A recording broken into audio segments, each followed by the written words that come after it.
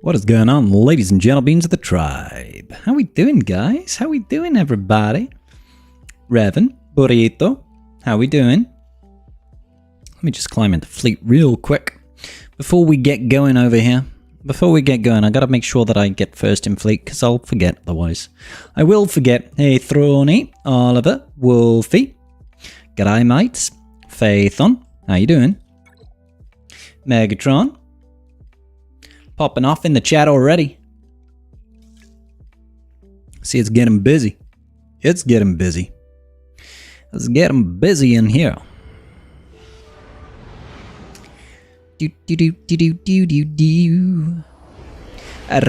How is everybody doing today? You all good? Text can't show the silly accent I say sometimes when saying hello. Yep. Sorry, text at this point in time doesn't do accents. I mean, you could phonetically type, but that might be more effort than it's worth. Who knows? Who can say? But I hope we're all good. I hope we're all fine and dandy. Dandalicious, you might say. Oh, that's nice. Get to get the call to assist over here. Boom. Missed me. Let's go ahead and bring in the trusty Scimitar. Vood. Vood. Big hits. Big hits. And then blop. Oh. We have failed this city. We failed this city. Hide 'em. We failed this city on rock and roll. Good. You are defeated.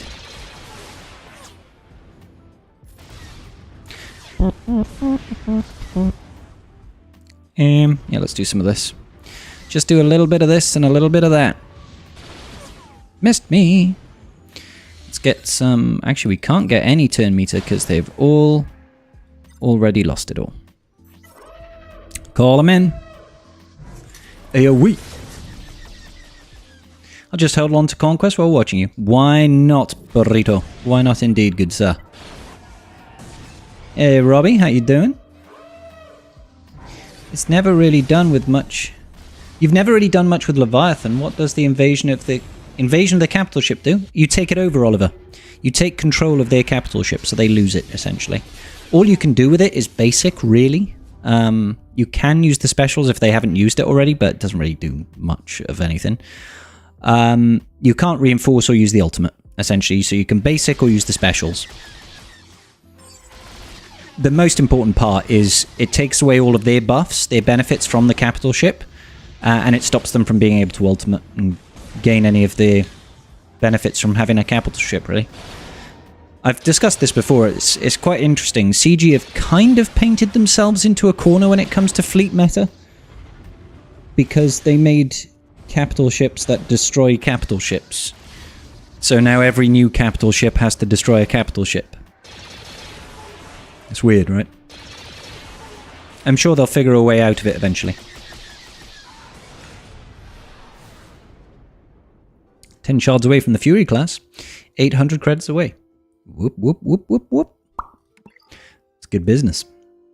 That is good business. I can see we got Wolfie in the chat. How's it going, buddy? What's up? What's up? Interestingly, with the capital ship thing, the Leviathan isn't necessarily an upgrade. Because you can take over the capital ship, and then they can still kill you, and then they still have a capital ship, so you haven't destroyed it. Yeah.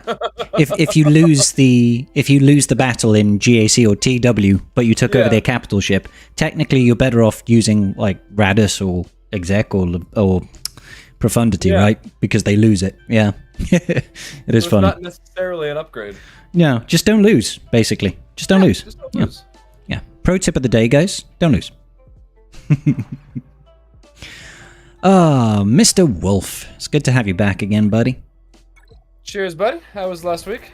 Yeah, it was fun. It was fun. We had a guest on the show, Rabid Beaver. He had many an interesting thing to say, so it was nice to have a guest on. And today we are Carthless, but Ranger should be joining us. one furry animal replaced by another furry animal. You think we're all interchangeable? Yeah, Yeah, well, you see some furry wolf and like, oh, well, a furry beaver, badger, whatever the fuck the word is. I don't know. Rabid beaver. Yeah, maybe I just have, an animal fetish. Maybe I'm a furry. Who knows? One sec. Okay. No judgment.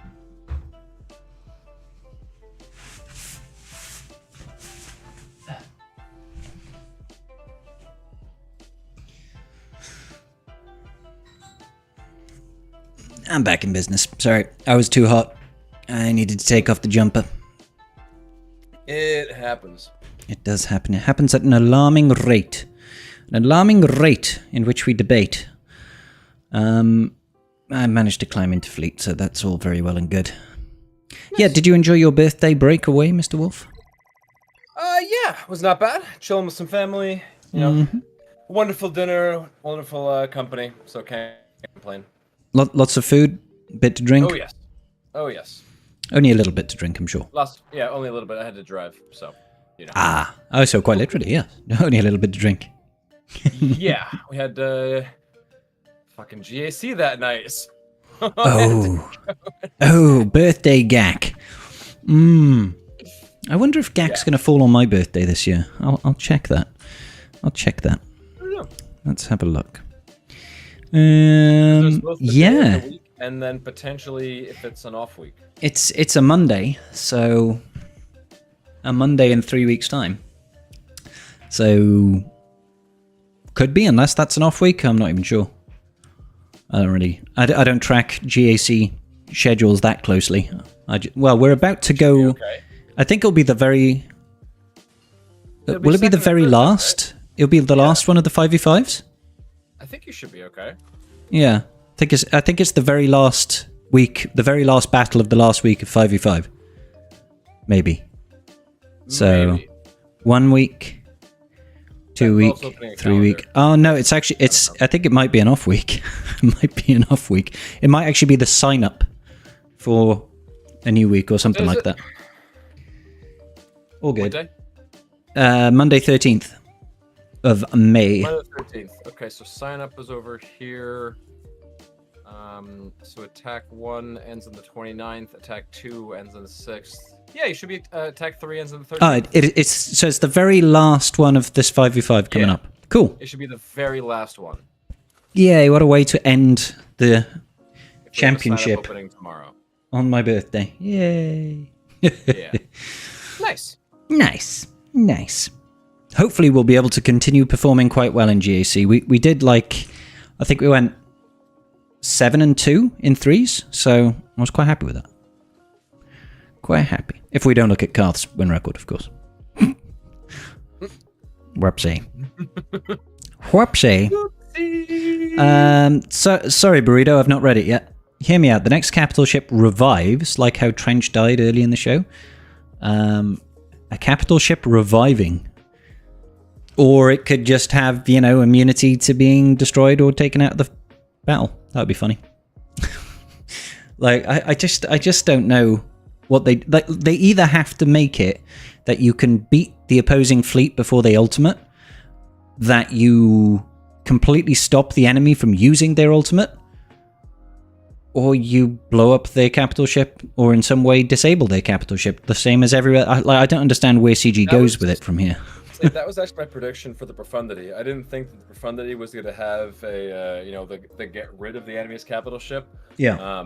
I was expecting that it was going to have the upload whatever thing, and it was going to jam whatever the enemy's capital ship abilities. Yeah. So you're going to upload some code and corrupt their capital ship so they couldn't use their ultimate. So it was just fuck you, you're out of here. It's just me versus you sort of thing. Yeah. With some more things. Lock the ult. Yeah. Yeah, that's what I was expecting profundity to be. I was of course wrong. Yes. the Tantus, which is so silly. Yeah, it's quite funny to watch because it's like, goodbye, follow me, wee. That's it. Okay, well, let's completely ignore this battle that's going on right in front of us and chase this ship. No matter what ship it is.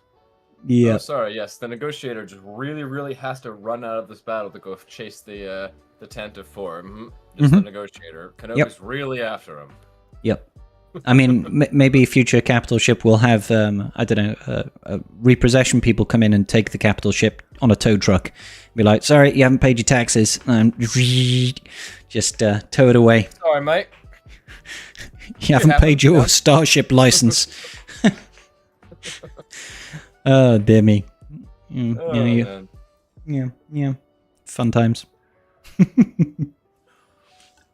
Thanks, Robbie. I thought there's probably something we'll discuss on Tribe Talks today. Currently, it's just me and Wolfie. Ranger did say he was joining. We'll see if he does. Let's see. I never would join. No, Ranger's not coming today. Sorry, guys. He's called in sick. He says his bicep is going to explode. Well, yeah. Well, I busted my knee, so now I have. What? How have you busted your knee? I don't know. I twisted it somehow, and like right under the kneecap, that ligament there. I twisted is it the LCR or something? I can't. Like your ACL? No, I don't think it's the ACL. What's the one above the knee? I'm not sure. Not above the knee, but below the knee, right there. Yeah. The knee whatever bone's attached to the funny bone. To it. I failed biology. I am falling apart, man. It's official. Ranger is old and broken. No, right? It's probably Finn's fault, I imagine. He's a doctor. We can blame him. Damn it, Finn. Damn it, Finn. How you doing, Ranger? You all right, mate? Yeah, it's just I put some ice on it, and then I'm like, okay, now I have to go get a brace for this because I don't want this getting any worse. So I had to go to the store and get a brace. I'm like, but what brace do I need? So I'm talking to the nurse there, and she's like, well, if it's there, you need support here. So get this, and then get this here, and then I'm like, I look like an NFL linebacker right now that has all this armor on. Except without all of the money and fame that goes with it. It's like, damn it. No. That's not good. It's not good. So, well, the good news is the arm's healing up, and now my knee's fucked up. It's like, God damn it. So you've always got at least one thing injured at any given time. At least you're consistent, I guess. Yeah. Ranger. I mean, if you're going to do something, don't do it half-ass. Yeah. So, there we go. To clarify, chat, I didn't actually fail biology. It was a joke. It's okay. I didn't actually fail biology. I got a B, but it was, like nearly goddamn 20 years ago, and I've probably forgotten everything I know about biology at this point. So I remember like bits and pieces, but I could not pass the biology test. No, me neither. Oh, well, I could back then, but I can't now. I got an A in that class, but my God, that was some rough time. That is some serious goddamn work I did in that class. Jesus Christ. Yeah, I did. I was never particularly incredibly educationally inclined. I'm not stupid, but I've never been very good at sitting down and studying. Never. So it had to be the right subjects and stuff for me, because biology, whatever. Physics, I could all fucking day. I love physics. Yes, Was it? Biology, microbiology. What's the carbon science one? Oh God, I can just remember just hating it. Oh God. I don't know.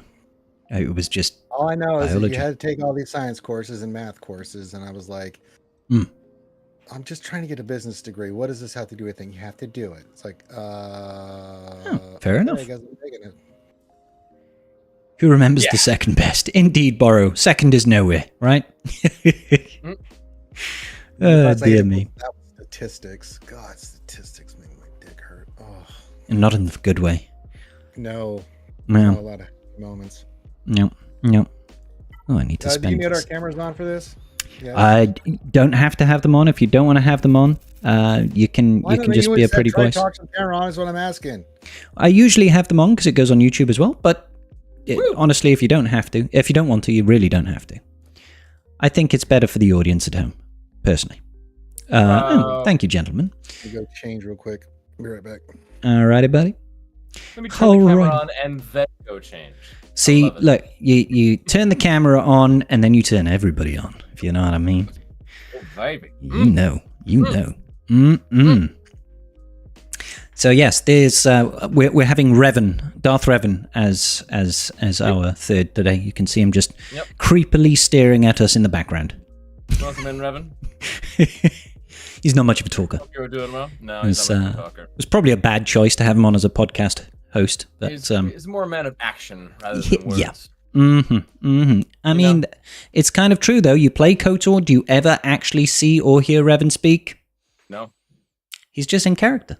That's all it is. There we go. We should see some a very good character for a podcast. Multiple choice questions appear underneath Revan. That's what we should have. That'd be good. Like animate the lightsaber and have like the lightsaber point to certain things. Yeah, that'd be awesome. That'd be awesome. Oh, look at all you beautiful people. Aren't you amazing? So this is actually episode 31 of Tribe Talks, unless I can't math, which could be the case. Like a lot. It does sound like a lot, doesn't it? It does sound like a lot. I can't believe we've been going this long. Yeah. I trust you, but that sounds like a lot. Well, I'm only going by the uploads on Spotify, where there was about 3 weeks where I was lazy and couldn't upload. But yeah, apparently episode 31. I blame Finn. I blame Finn as well. I blame Finn for the sole reason of me doing content creation. I mean, that's not strictly true. But, Finn and Ranger were one of the first people that gave me a bit of a break. That was who inspired you, Finn? Really? No. I blame him. I blame him for me still being around. Yes. Yeah. My inspiration. Who did? I don't know who inspired me. I just saw other people doing it, and I was like, I want to do that. So I bought a bunch of computer stuff and a camera during lockdown, and I was like, let's YouTubes. And if I go back and look at my early videos, I'm like, this is cringy as hell. Yeah. It's really tough, but sometimes you have to like grow a personality, and that can be hard. That can be real hard. Yeah. So, on today's show, we are joined by Wolfie once again. Welcome back, Wolfie, because Wolfie had a birthday break and he had a wonderful time, I'm sure. And we got Mr. Ranger J coming back. Thank you very much, Mr. Ranger J, who has now decided to fix his arm and knacker his knee instead. Yeah, so I got this brace and now I got this brace on, so I got 2 braces on. Ranger becoming the bionic man. Normally I wouldn't give a shit, but then when you have people care about you and medical people yelling at you, you just like, okay, I guess acquiesce. Just I'll wear this stupid shit. All right, just leave me alone. Because they'll see me limping, and then I'll be outside just doing stuff, limping. They're like, what's wrong? Well, I hurt my knee. Well, what are you doing for it? What do you mean? What do you mean? What do I mean? Go. I'm waiting for all this to blow over. No, it'll stop hurting when it stops hurting, and then I get yelled at. Yeah, so. That's pretty much the man's response to pain in general. It's like something happens, you're like, that's frustrating. Let's wait for it to get better. It's like that.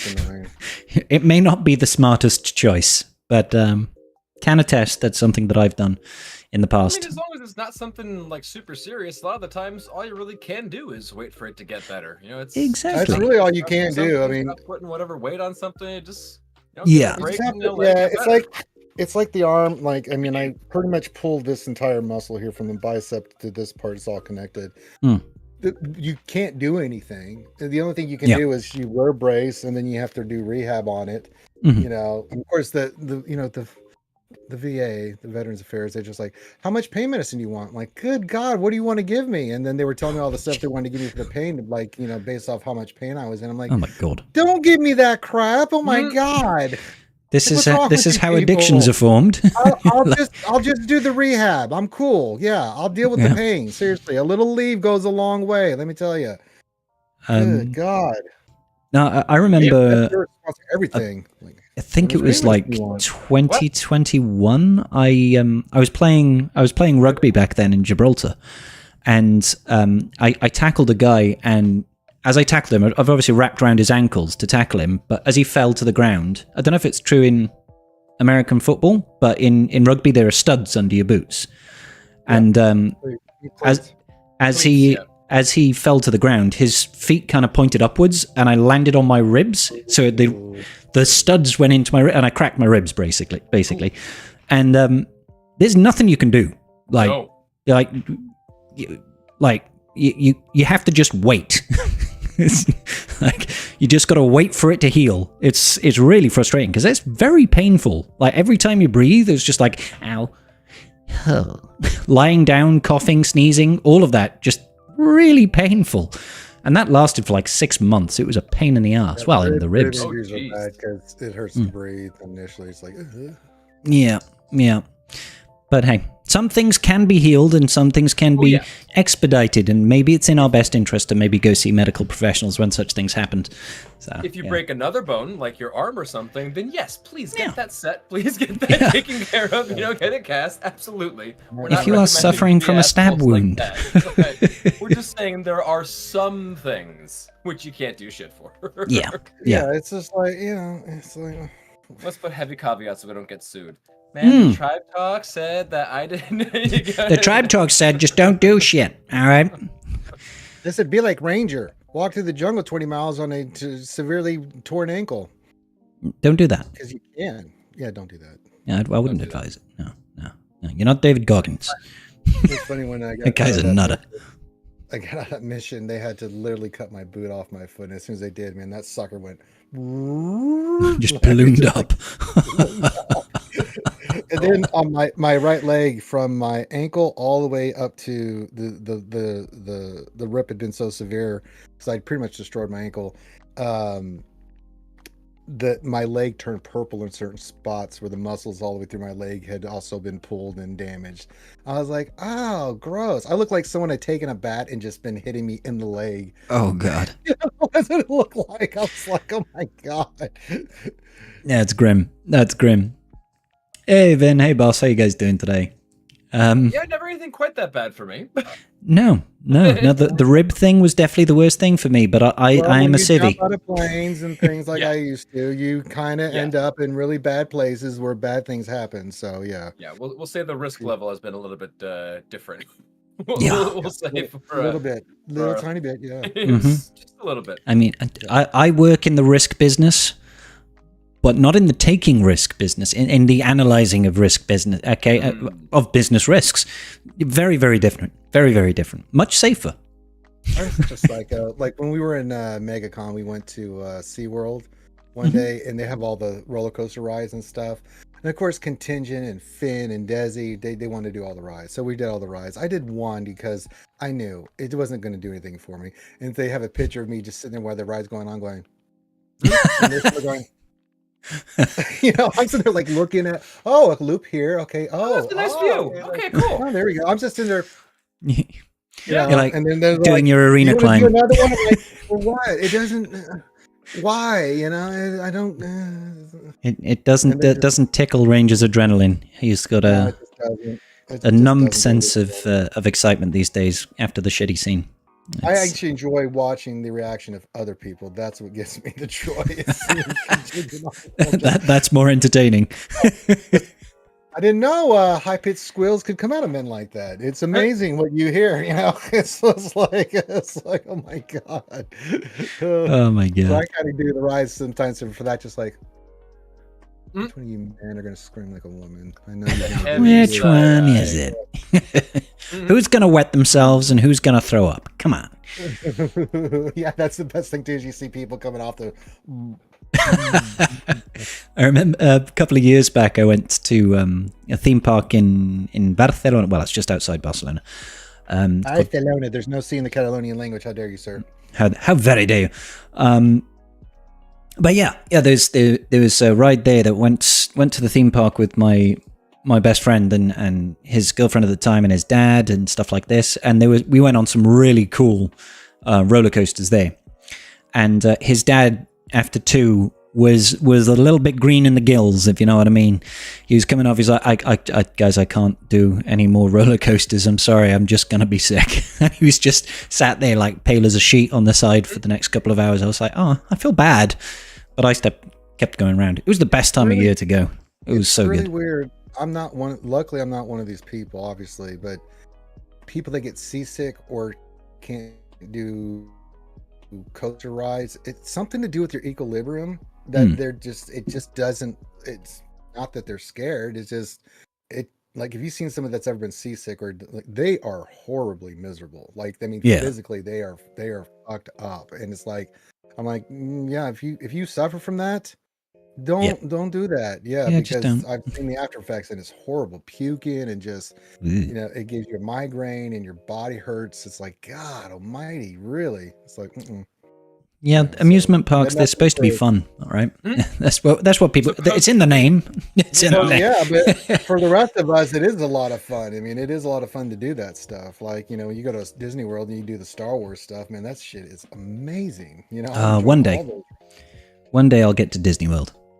Yes, you must. One day soon. Star Wars stuff and things. There are scribbles. It is amazing. The 3D rides are incredible. Oh my god. 3D rides. What do you wear, like a headset or something? Like you're sitting there, and it's complete surround, and you move in your vehicle, but like you're like doing the ship battles, and you're flying around and stuff, and it looks like you're actually flying in space. You know, with the X-wings going in on, you know, the Death Star run, and that's kind of cool. Battle of Endor, you're flying with all these TIE fighters, and you can look up and they're flying over you and stuff like that with the music and everything. That's pretty cool. Yep, doing it. By the way, welcome to this Galaxy of Heroes podcast. I say Galaxy of Heroes podcast. Yes, yeah, of course. Don't forget. Sometimes we talk about it, and other times we ramble about other stuff. We have a jam-packed agenda today. It's real busy, and we can't deviate. We can't afford to deviate from the agenda today. So my first question would be, what's our agenda? Cheating, more core, gauntlet guilds. I put out a video on this earlier today. I saw your video. I actually had to talk about this yesterday in the Jedi Academy. I was like, oh, did you? Oh, yeah. Okay, yeah. Cool. Let's hear your thoughts then, Ranger. Big deal, bad deal? I don't care, man. I don't care. Yeah, that's fair. You know, the thing, it's like, okay, so the funny thing about it, you said in your video, and I think we've all said, it's like they cheated and they lost, so they suck at cheating, you know? So, I mean, and I kind of get, I said, I'll get it from both sides. When I was in the military and we were going to win, we wanted to win. So I didn't care how we got the intel. We wanted the best intel possible, because if I'm going in somewhere, I don't want, you know, surprises. You know what I'm saying? But then again, that's a life and death situation, and then we're playing a game, and then it's a little bit different. The game, you know, a little bit different. You know, I mean, yeah, we want to be competitive, but we want to be in the confines of the rules. You know, did they cheat or not? I don't know. You make your own call on that. I don't really care. I mean, from the evidence, it's pretty obvious they were like literally talking about how they used the maps, and like we're very nonchalant about it. So, I mean, that's not really up for. You know, if it's obvious, I didn't really go down that rabbit hole. I was like, no. There's about 6 or 7 screenshots of the TW officers talking about saying, we had their defense. You know? Yeah, so it's like, okay. And they still lost. I think they lost on fleet points in the end. But so. I mean, at that level, you mentioned. But it wasn't the only time they had. It was like a repeat thing they had sort of done, and it's like you said, it's not a life or death situation. It's you know, it's supposed to be a game, it's supposed to be about the competition and whatnot. And once you start going to that it's level, about integrity. And you're like taking maps and taking whatever, then where's the competition? Where's the everything? You know, it just sort of what's the point anymore? You know, things like that depend on everyone agreeing to not be dicks, and you know, that sort of. Well, the thing is too is integrity. Yeah, it's about integrity. If you win by any form of cheating, did you trying? Testing. It's like, sorry about that. But some people actually believe that. I know, but it's like, but I mean, off of that. Wouldn't you rather go in and win legitimately?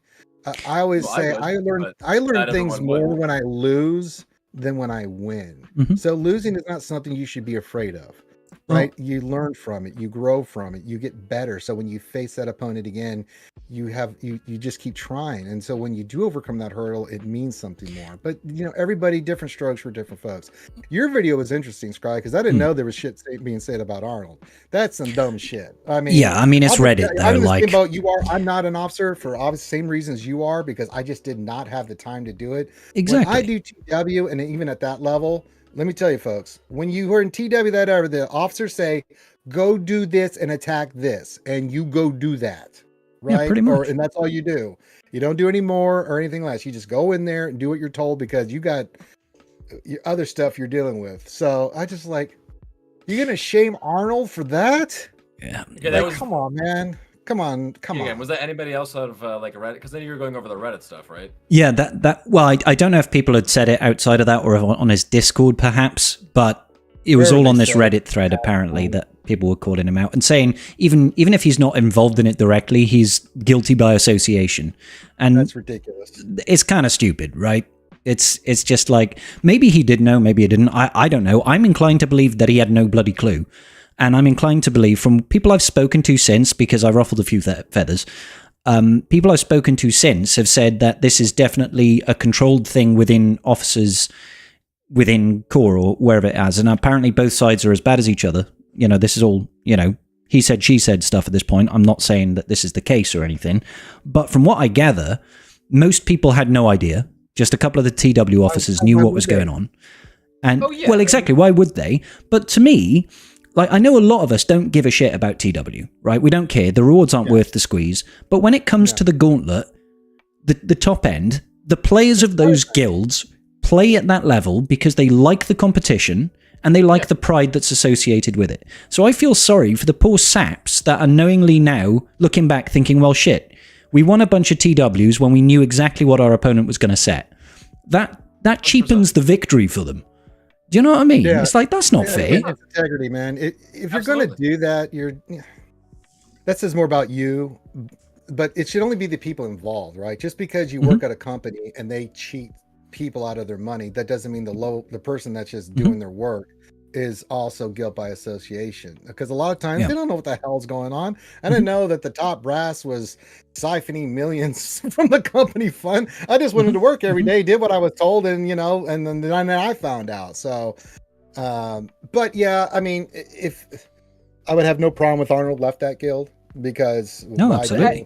In that same Reddit thread, there was somebody saying Arnold doesn't give a fuck about TW. Like, there's this very immediately coming to his defense and went on over there. So I mean, I think that's maybe a little bit overblown. Yeah, it's not. We don't care about TW rewards, but they do care about winning. It's just a prestige thing. Like, competitive side, but that's just something you say to other people. You just talk trash, and it's like, well, it's winning a game of basketball pickup game, right?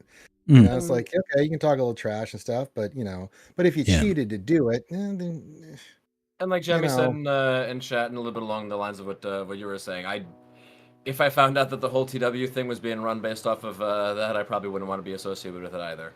Yeah, I wouldn't either. Yeah, integrity is a big thing for me. Being an ex-Army Ranger. I mean, it's like, I'm not if not that we would ever, because we just don't care about TW like that. But if I find out my guild officers that I've known for a long time were doing some shady shit, I'd leave an RB too, and then I'd chew their ass out for it. Because it's like, come on, man, we gotta be better than that. But some people feel that pressure. I think cheating happens a lot of times because it's a self-esteem thing. They just they're so terrified if they lose what'll happen, and then the pressure builds, and instead of just doing the right thing, there's always the easy left versus the hard right, and anything in life. And a lot of people will take that easy path, and I always tell people that easy path a lot of times leads to a hell of a lot more problems than just getting, just go in there. Like when we do GAC, there's certain GACs I know I'm going to get raffle stomped. We just get those matchups at our Kyber level that it's like, hey, that guy has 14 million GP. All right, I'm going to get slaughtered tonight, folks. Just to let you know 30 level 9 Datacrons. You're like, and I take my beating like a man. I don't go in there with APK hacks trying to not only win, but then screw that guy over out of his rewards. He's obviously at 14 million for a reason, because he's invested. I'm like, salute, congratulations, great account, man. I got stomped. Learn to take your losses with dignity and respect. You're not just God. Anybody that's ever cheated in this life, I'm just kind of like, it's funny, actually. In chat, it really is only the upper end of the game. There's not that many guilds that this is affecting, or that it's and everything. It's the gauntlet sort of guilds. It's the 1% of the 1%. Like, this is very, very small amount of the player base this actually does affect. But just as a concept, Yeah. I mean, it's one thing to go in and scout, here. scout your opponent and see their tendencies on defense and make a plan based off that. Yeah. You do it in JC, you can do it in TW, but when you actually get the information, that's kind of like it's a little bit it's different. Like a lot of people, I don't want to say we all, a lot of people in GAC will scout and say, oh, last week this person placed this and this for every single match. Likelihood is he's probably going to set the same defense or a very similar defense. And then so in order to counter that, I'm going to do this. Now that his defense could completely change. He's got free autonomy to change that defense up and move it all completely. It's up to, it's on him if he doesn't, right? But it's very different to scouting exactly what that person is placing on defense right before you face them. That's a very different sort of scenario to look at historic data and make a defense, or know 100% certainly every single team and every single Datacron on the field. You give yourself such a massive advantage. It's just not good sportsmanship for one. Yeah, it's just bad what it comes copy. down to. Yeah, it's just bad copy. It's like, don't do it, guys. It's like when you read the forums and you see all these people saying, "Why was my account banned?" And then everyone jumps in because you cheated. It's obvious that you cheated, and then they want to argue with you. It's like, yeah. So we checked out your SWGoH match, and your Gear 8 Jedi Knight Anakin defeated Rey in single battle for max banners. You're like, Now, this would have been a different story. I don't know how you guys feel if they had actually won, right? It's worse if they won. Ranger, this wasn't one time. This was there's been more instances of this. There was one instance where they lost on fleets, but there was multiple other instances where they won based off of doing this. Yeah, it's just crooked. It's just a bit of a shit show, really, isn't it? It's a shame. It really is. It shouldn't happen. I've heard this sort of thing goes on. It's not just this is a core thing. Apparently, there are instances in the past of other guilds doing this within the Gauntlet, knowing, having an inside man or having access to an account. I mean, the access to the account is a whole other different, mess of trouble. As far as CG is concerned, they're not going to give two craps if somebody is leaking information. So? Yeah. What do you want us to do about it? We can't control people's behavior, but breaching terms of service is another thing. They can certainly, and have done historically, banned accounts for that sort of behavior. But the more pertinent matter is, if somebody is able to just jump into your account at any given time, they can delete your account, they can delete your mods, they can sell everything, they can permanently lock you out of your account by constantly logging back in. Your name. That is, they can change your name to something incredibly offensive and get you banned. It's just that's another degree. If that is supposedly what has been happening, people logging into certain accounts because of historic access, because I promise you, in the top end, there's a lot of people that sell accounts back and forth or trade accounts. And if they've had access to it once, they can get access to it again. I don't think for a minute that anybody has hacked into an account. I think it's most likely through some historic means, somebody has gained access to an account within more and has been like, oh, let's go ahead and just surreptitiously spy on every single TW defense they're doing. That's a really troubling issue because somebody out there can get severely screwed over. What if that person who can do that decides to one day be incredibly disgruntled and just delete the account? That would suck. It's just one of those things. It's just do the right stuff, people. It's not hard. We try to be examples of that all the time. You can never say we cheat because we broadcast all our stuff, when we're doing it. So it would be very obvious. There's no bullshit going on with us because you would see it live. Kind of hard to show that. Wait a minute, Ranger, how did your Princess Leia just one shot the entire board? That's really good. Yeah, really good. Good mods. Yeah. It's okay if you know the turn order. It's no. I know that's the guild. They're going to have to look inside themselves. Players are going to have to decide. Now that this has been brought to light, what they want to do. So as I said, but coming after Arnold and stupid. Well, it's dumb. I think the Arnold flack was minimal at best, but I still felt the need as a content creator to address it, because to me, and like Ranger, you said earlier, and Wolfie, you'd know yourself, it's like, I think actually, Wolfie, you do have some officer responsibilities, don't you? Yeah. And I was a TW officer in the past, and I do raid the raid officer right now, but yeah. yes. But you understand, you've got a full-time job, you stream most days of the week. Like, finding the time to do any sort of officer duties is difficult. Yeah. It's not like, even if you have time, being an officer in a guild is a very time-consuming thing. Like, oh yeah, throw that in with working and also streaming and also content creation of any other sort. It's like the likelihood, I just had to speak out from the perspective of a content creator as well, that how much time do you think we have to do stuff? Man, I barely have time to play the damn game, let alone, plan officer-related things. And TW scouting at the top end, that's not like it's a small once-and-done thing, a 5-minute jobby. That's a long and involved process. Like, there's no way Arnold's involved in that sort of thing. So yeah, you put a lot of trust in officers, right? Because they're doing the dirty work, right? So when I do a TW, when we're in TW, I wait for the orders from my officers. I trust in what they're saying, and being just giving them the support. Like, if they tell me to go attack this, I go attack this. Now, I don't know how they came up with that, because I'm not in the officer chat, but I just put the faith in theirs. Right? But so, if you're, that's how things go. But that's how it's supposed to go. That's how everyone does it. Come on. But, what you should be thinking is that the officers did all this dirtiness. You don't put that on the players themselves. Because if you played this game, my point about saying what I did is, like, that when you have a TW and things of that nature, you're just waiting for the Discord instructions, and then you go in, you do your fight, and you don't do anything unless they tell you to do something, and you're not getting into the minutia of anything. So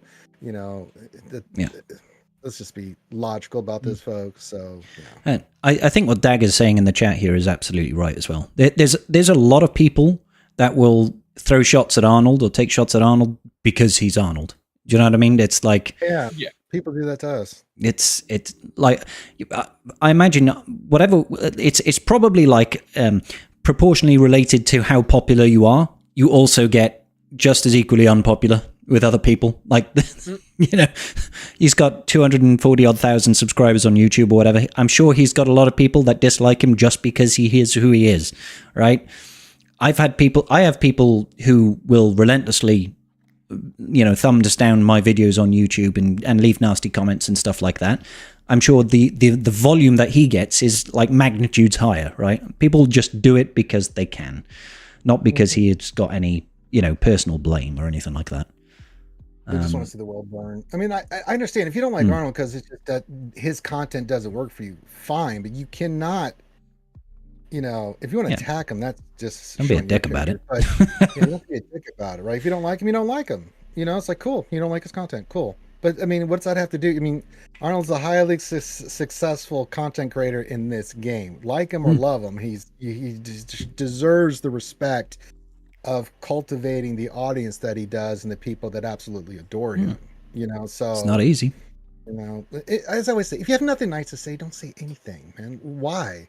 Because your self-esteem sucks and you're miserable, so you want to make other people miserable. That's usually why it happens. Shine the light on me. I'm sad. I want to make you all sad too. And I usually in those comments, I'm just like, delete. I don't even engage. Oh man, like I could talk for literal hours about negative comments or like the negative sides of being a content creator and how you need to develop thick skin. Like, if you don't, you're in for a rough ride, basically. I always focus my energy on the people that are there. It's like, why should I care about that group of people that hate me when I've got this large group of people that love my content, love me as an individual? So I just pour all my heart and soul into them. It's like, okay, someone comes in the chat, starts cutting up. I'm like, ban.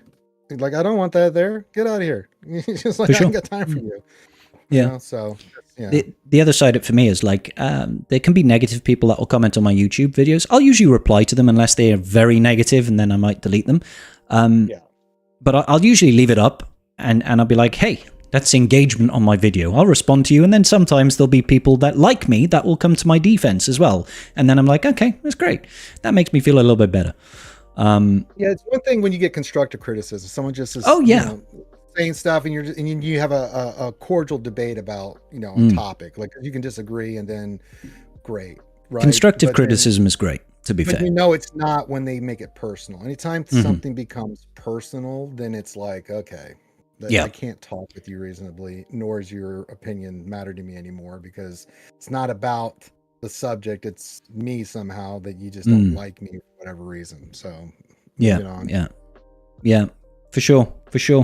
It's just it was an interesting subject, I thought. It really was. I didn't know about the Arnold piece, so I saw your video because I heard some things about it. I looked at a couple things. I'm like, okay, and then I saw your video. I'm like, what the hell does Arnold have to do with anything? And then I watched your video. I'm like, what?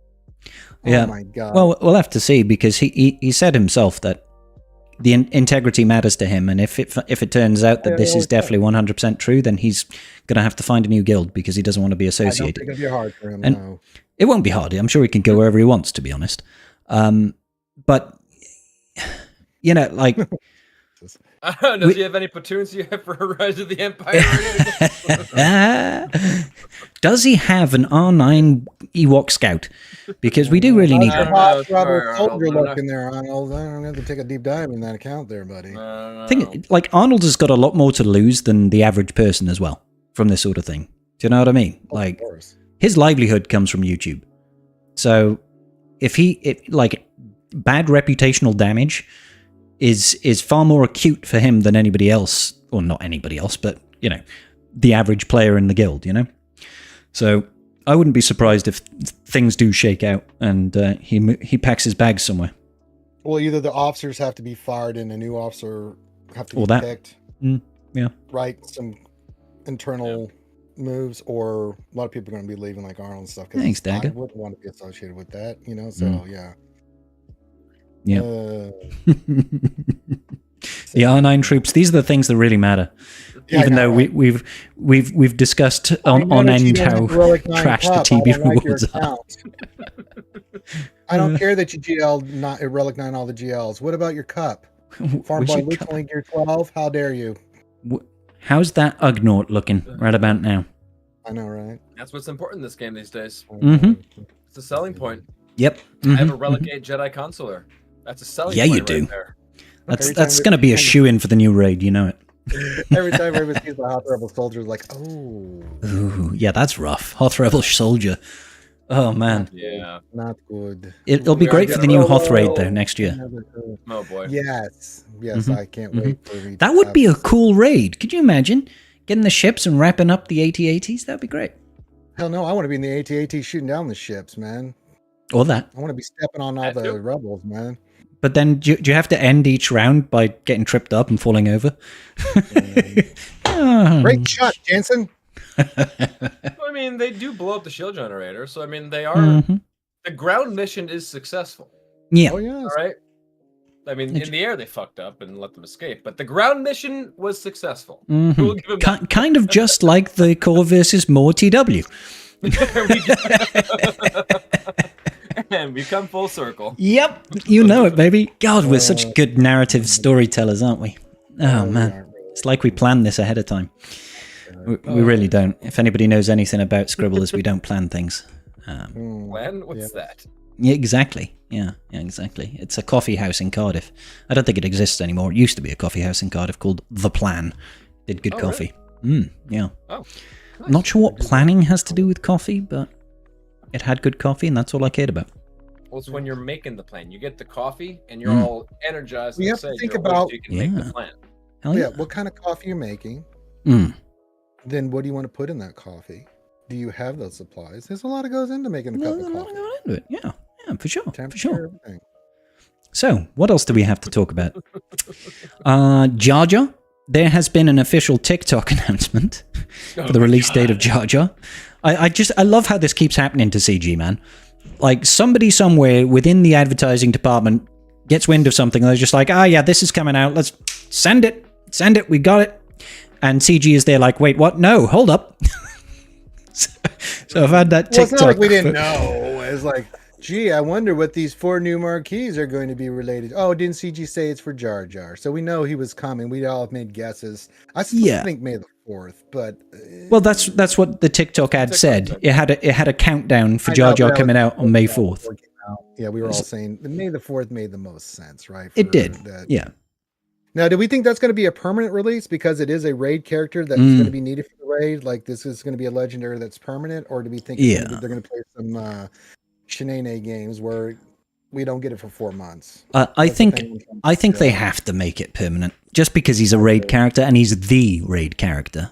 I think it's really cruel if it's not, but yeah, who knows? Maybe it'll be a monthly cadence like Bo-Katan. I don't know. Yeah, that's what I've been saying. That doesn't work for me either because if the raid is going to be, I don't know. I mean, I don't see it coming back every 4 months, so I agree with you guys on that. I don't know about That'll be too cool. They can't do that for a raid character. No. Yeah, it's hard for raid character. You know, it's different for Bo, which so weird. The character we needed for TV. This is why I get scared. This is why I get scared because the character we needed for Zepho, we didn't get it so like every 4 months. Yeah. The character that's just really good that you could use a GAC Bo came back every month. So I'm just like, Cal disappeared for 6 months. Like he came back once on a normal schedule, and then like 6 months. It was like, what? Which is sort of similar to Grand Inquisitor, who had a 6-month hiatus, who was also there for a TB thing. So I mean, for the TB thing, for a TB thing, for a PVE sort of thing, I can see them sort of giving an advantage to the early investors. Yes, I mean, it's annoying, but I can see them giving an advantage to the early investors over there. I'm really hoping, because I've been saying for a while, I'm thinking that the Bo event was a test run sort of thing for the Jar Jar release, and that they'll have to do something like that because it's the raid character. If they have him and then 4 months later have him come back, that's just you're screwing so much of the player base. People are going to be so they have to think about community sentiment and how people are going to react to that. You know, like if it was nothing to do with the raid, it would be perfectly fine if it was every 3-4 months, that sort of thing. No problems whatsoever. Even if he was incredibly powerful, it'd be like, yeah, fine, whatever. It's powerful to have character. It's great to have character. People want it, but it's not like people are getting hamstrung by not having him because they're missing out on a crucial part of raid rewards. So that's why I think I'm most likely inclined to believe it's going to be permanent, but it could just as easily be monthly. We'll find out soon enough, won't we? Theoretically, we should get the kit in a week or two. So maybe 3 weeks. About to go bye-bye. Hi, I guess bye.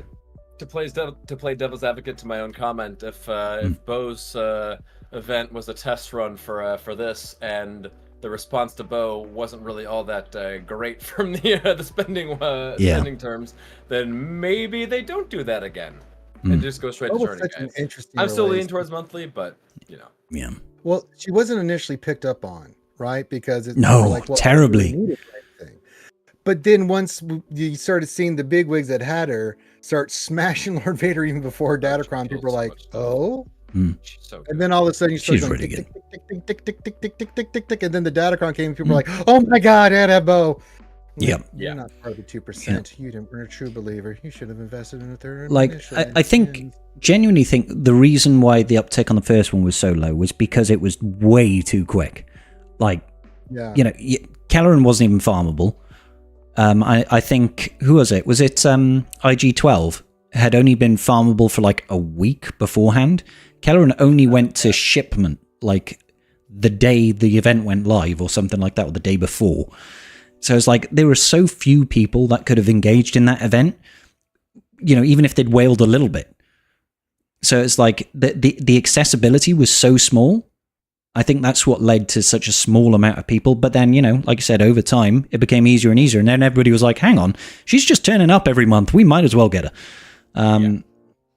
She didn't have a place. It was just a character that was like initially on paper, and we always warned about that. She looked really good. Like her kit was dynamite, right? But we didn't really know like how good she was going to be until we started getting it. And it was like, oh my God, this she slaps. Holy God. And if you care about TW and GAC, and then you're like, oh my God, then you went heavy invested in it.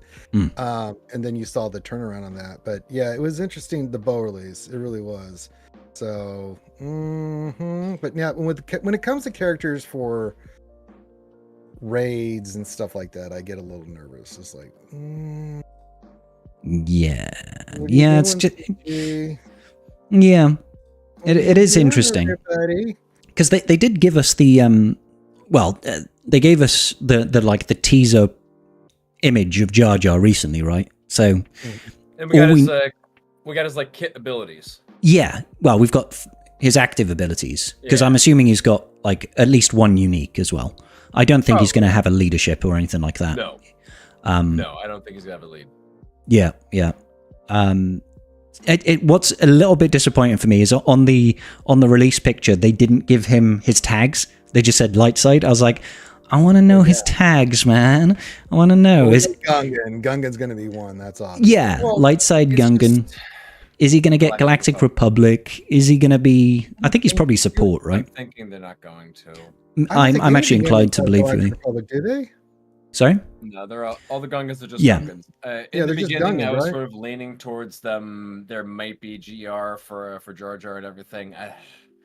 At this point, looking at the abilities that they have listed for them, they look like very, very much from the Battle of Naboo before the Gungans were actually in. Like, I think they're gonna say no GR, man.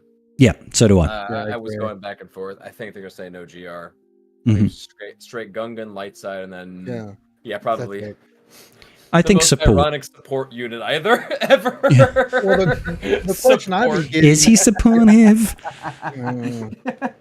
I give up. Thanks, Jar Jar. We just lost the fight.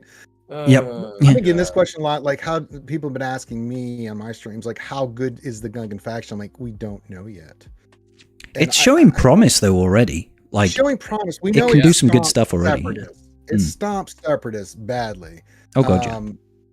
But people were asking, like, but outside of them, like, well, until we get Jar Jar's kit and see how it all kind of culminates, we just don't know. Because until we see what he does, because usually a character like this does crazy stat boost and all this other stuff that you just don't know. He's gonna be the linchpin that holds the whole team course. together for sure. Yeah. You know, So I mean, we don't know yet. So until we get Jar Jar, we're not going to know. It's because people are like, well, what do you think of Queen Amidala's kid? I don't know, because I'm pretty positive old Master Qui-Gon and Obi-Wan Kenobi are going to be a part of that group. Maybe even a Captain Tarple comes in or something. Or sorry, Captain Tanaka comes in and makes that such a different dynamic. So let's wait to get all the pieces before we make a final call on these teams. Yeah. Right. Sometimes you can see a kit like Bane, and you're just like, this uh-oh. this feels a lot more like when Bad Batch was being released.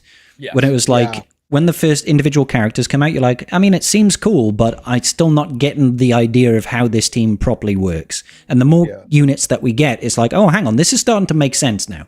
I think when Jar Jar, like it's pretty cohesive right now, and it can do some pretty good stuff. But I think when Jar Jar drops, that's when we're going to see like, oh, hold on. I mean, we already know it almost hard counters Reva and Gak, which is great, just because of Deathmark. Like, if she's got that lead Omi on, it's like, oh, okay, good luck trying to chew through Gungans when they don't have any max health, really. Which is great. But it can beat other stuff as well. Gas it has a hard time with, because of all the dispels and the ramping offense. DTMG and Saw, a couple other fun things. Those are some top flight teams. I mean, the Saw team is going to drop off as soon as the Cherot disappears, I feel. Same But for DTMG, his Kron's going away too, so he won't be anywhere near what he is right now. yeah, but I still feel like DTMG is still going to be good without his Kron. I Like, think more for offense with DTMG. I think you're going to use him more for offense, because on defense, there's just too many hard counters to him that are like not very strong. Like, you can go in there with a few teams against DTMG without his Datacron that can do, like, Rogue One. Eats that. Oh, Adrad. Yeah. On Rogue Yeah, One without was all the really offense, I wouldn't be worried about Adrad. Yep. Yeah. And once doubt disappears, I will be a very happy person. I'm over doubt. God, once doubt So is sick of gone. doubt. Holy crap. And then you look at someone that has like a jillion Datacrons, and even I'm ashamed of myself for having that Like many 3. Datacrons. I think I've got about 6 or 7, something like that. I Oh my Yeah, god, that I got was. screwed with the Datacrons. Yeah, it took me ages. It was like the last week for me, Wolfie. I had like 3, and then the last week I rolled 4. I was like, oh, okay, I sick. re-rolled for all that. I was like, either give me light side, the 90, 75, 50, or give me Oh, yeah. the Datacron. I kept re-rolling all those things. Like, just give me one or the other. That's all I care about. Yeah. It's like, I feel you. Yep. So yeah, actually, let's have a very brief talk about Jar Jar's abilities. We know 3 of them, right? I'm assuming it's going to be basic, special. So basic is how wood, which I'm glad they managed to throw that in. It looks like he's got the swingy blue balls. That's right, his blue balls swing real low. Of course, they have to. Then it looks like the first special is big boomas, and that looks like an AOE. Big Boomas. that's when he released all the big boombas and took out all the tanks. Exactly. Yeah, you can see it coming out of the back of the ship as well. The transport. Yeah, when he's running away from the Boomas. Yep. Oh yeah. So that looks good. There's going to be so many blue balls in the Gungan team. It's going to be great. It's just going to be like balls flying everywhere. It's going to be like some of the favorite parties I've ever been to. Yeah.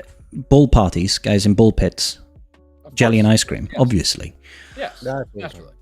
And then we've got Wisa Warriors, and that one looks like he's Warriors. Yeah, it looks like he's stumbling off a B1 droid there. Yes. Kind of like what we actually have in the film, right? And I was actually talking with somebody in one of my streams previously when this dropped. And I was like, I really hope that you use this, you target an enemy character, and they use their basic on one of their allies. I really want that to be the case. So you hit someone, and then they hit one of their allies with their basic. Just because it would be fun. I'm thinking this or the Big Boomas are the abilities where he has the chance to hit his allies. Yeah. I wouldn't be thinking surprised. Yeah. Big Boomas is the one where he has a chance to debuff his allies, and then Wisa Warriors is going to be the one where he has a chance to damage his allies just by looking at this. Jar Jar using the boomba. Oh, God, using the boomba. Yeah.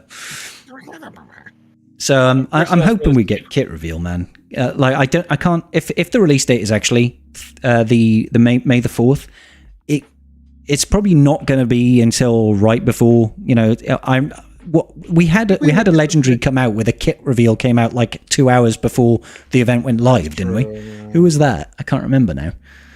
But I'm hoping we get a little bit of a lead time. I think the GLs have been coming out like that, right? Mm-hmm. Where they get the kit, and then like right after that, the event goes live. I'm trying to think. Yeah, pretty quick. What did we get recently that was like that?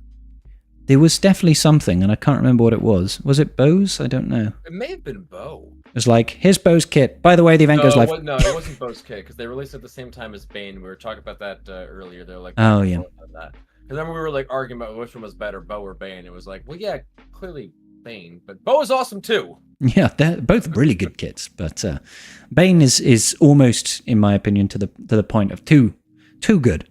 But it's just he's just like I like myself. Overpowered as F. He's the closest you can get to a GL without actually having instant defeat immunity. That's fun, man. God, he has a lot of fun. My only issue with Bane is it's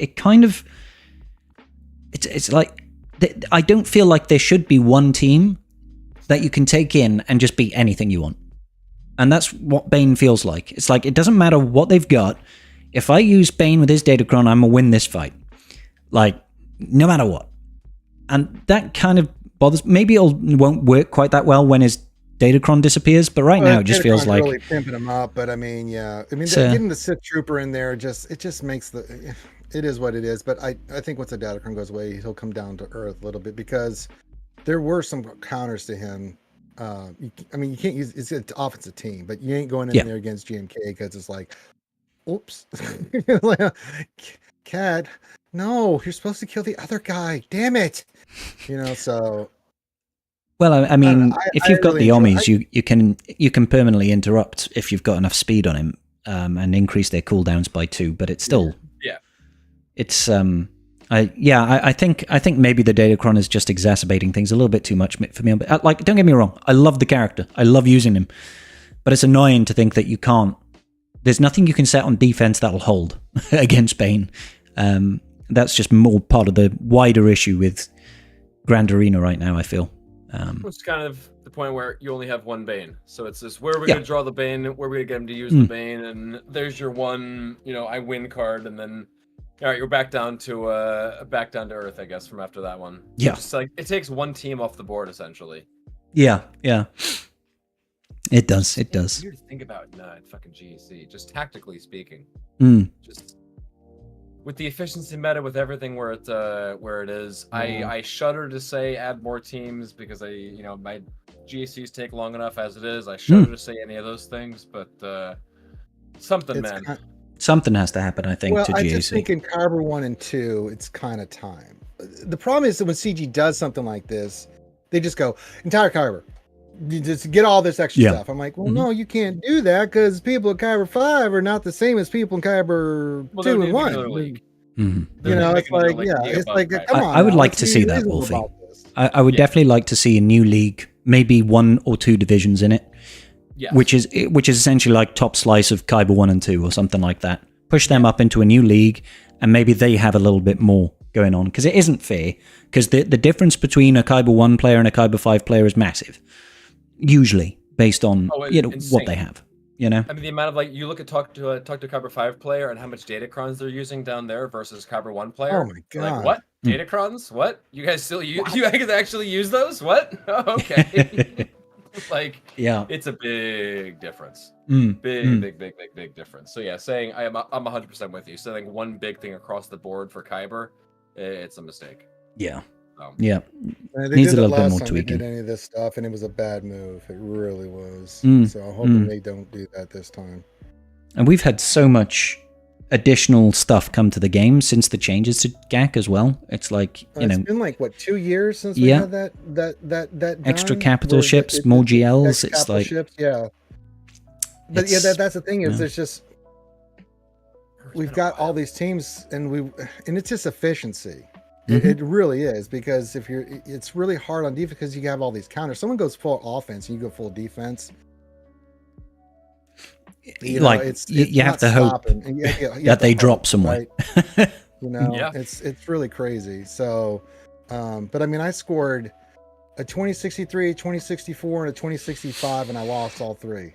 Then that's that's and it's not like not a small number. Badass, all the Datacron 9s. I had DTMG. I had crazy stuff. I put JMK on defense. It didn't matter what I put on defense. I would look at their board and like, oh shit, Spaceballs, and then to see what they would score, I'm like, oh my god. Like the last one I lost by 1. It came down to fleet RNG. We got one banner and any extra of those fleet battles, which did not go. I've got one shot, but it's like, oh my god, it's really nuts right now with the way efficiency has become the name of the game. I mean, I went 7-2 in this last 3v3, and one of the ones that I lost was because, well, one I tried a CLS team against the JTR team that just didn't work. But the other was a DTMG counter that should have worked and just didn't. But I dropped 2 and he one shot full cleared me, and I only lost by like 17 banners or something like that. So I was like, I could have not dropped one of those battles and I still would have won, because I go for a very efficiency-based setup, So the fact that, you can still get beat with a 2063 it really is indicative of what Kyber gameplay can be like when you start going into Kyber 1. On that stream you were doing? That was huge. I got a 2090. I've never scored anywhere close to that. I was like, what was your final score? And you said 2090. I'm like, oh my god. Yeah. That was huge. Didn't you get like a scoring in 2082, and I was like, yeah, I got 2082, and you're like, yep, 2090. But it's like a 2082 is like an astronomically high score already. It's just crazy what we can do. Good. A 2060 you wouldn't expect people to beat, generally speaking. But it's how GAC is right now. There's so many like solo possible teams. There's so many GLs that get hard counted these days. It's the world we live in. It's the world we live in. My thing is go 5 and 4, stay in Kyber 1. I don't care. As long as I get my crystals, that's all I care about. That's all I'm doing in GAC now, because I'm currently in the upswing of, I just want to see how high I can climb now.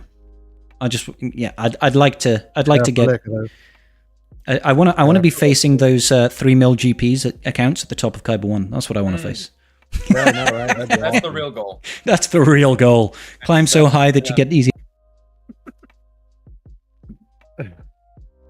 Jesus Christ.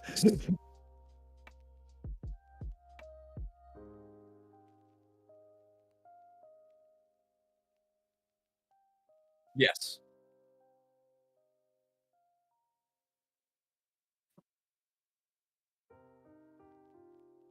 Apparently we're muted. Yeah.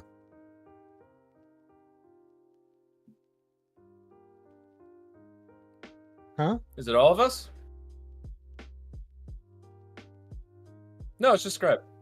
Just Scribe? Oh, we don't care about Scribe. I thought you said somebody important. I was like, okay, wait a minute. Okay.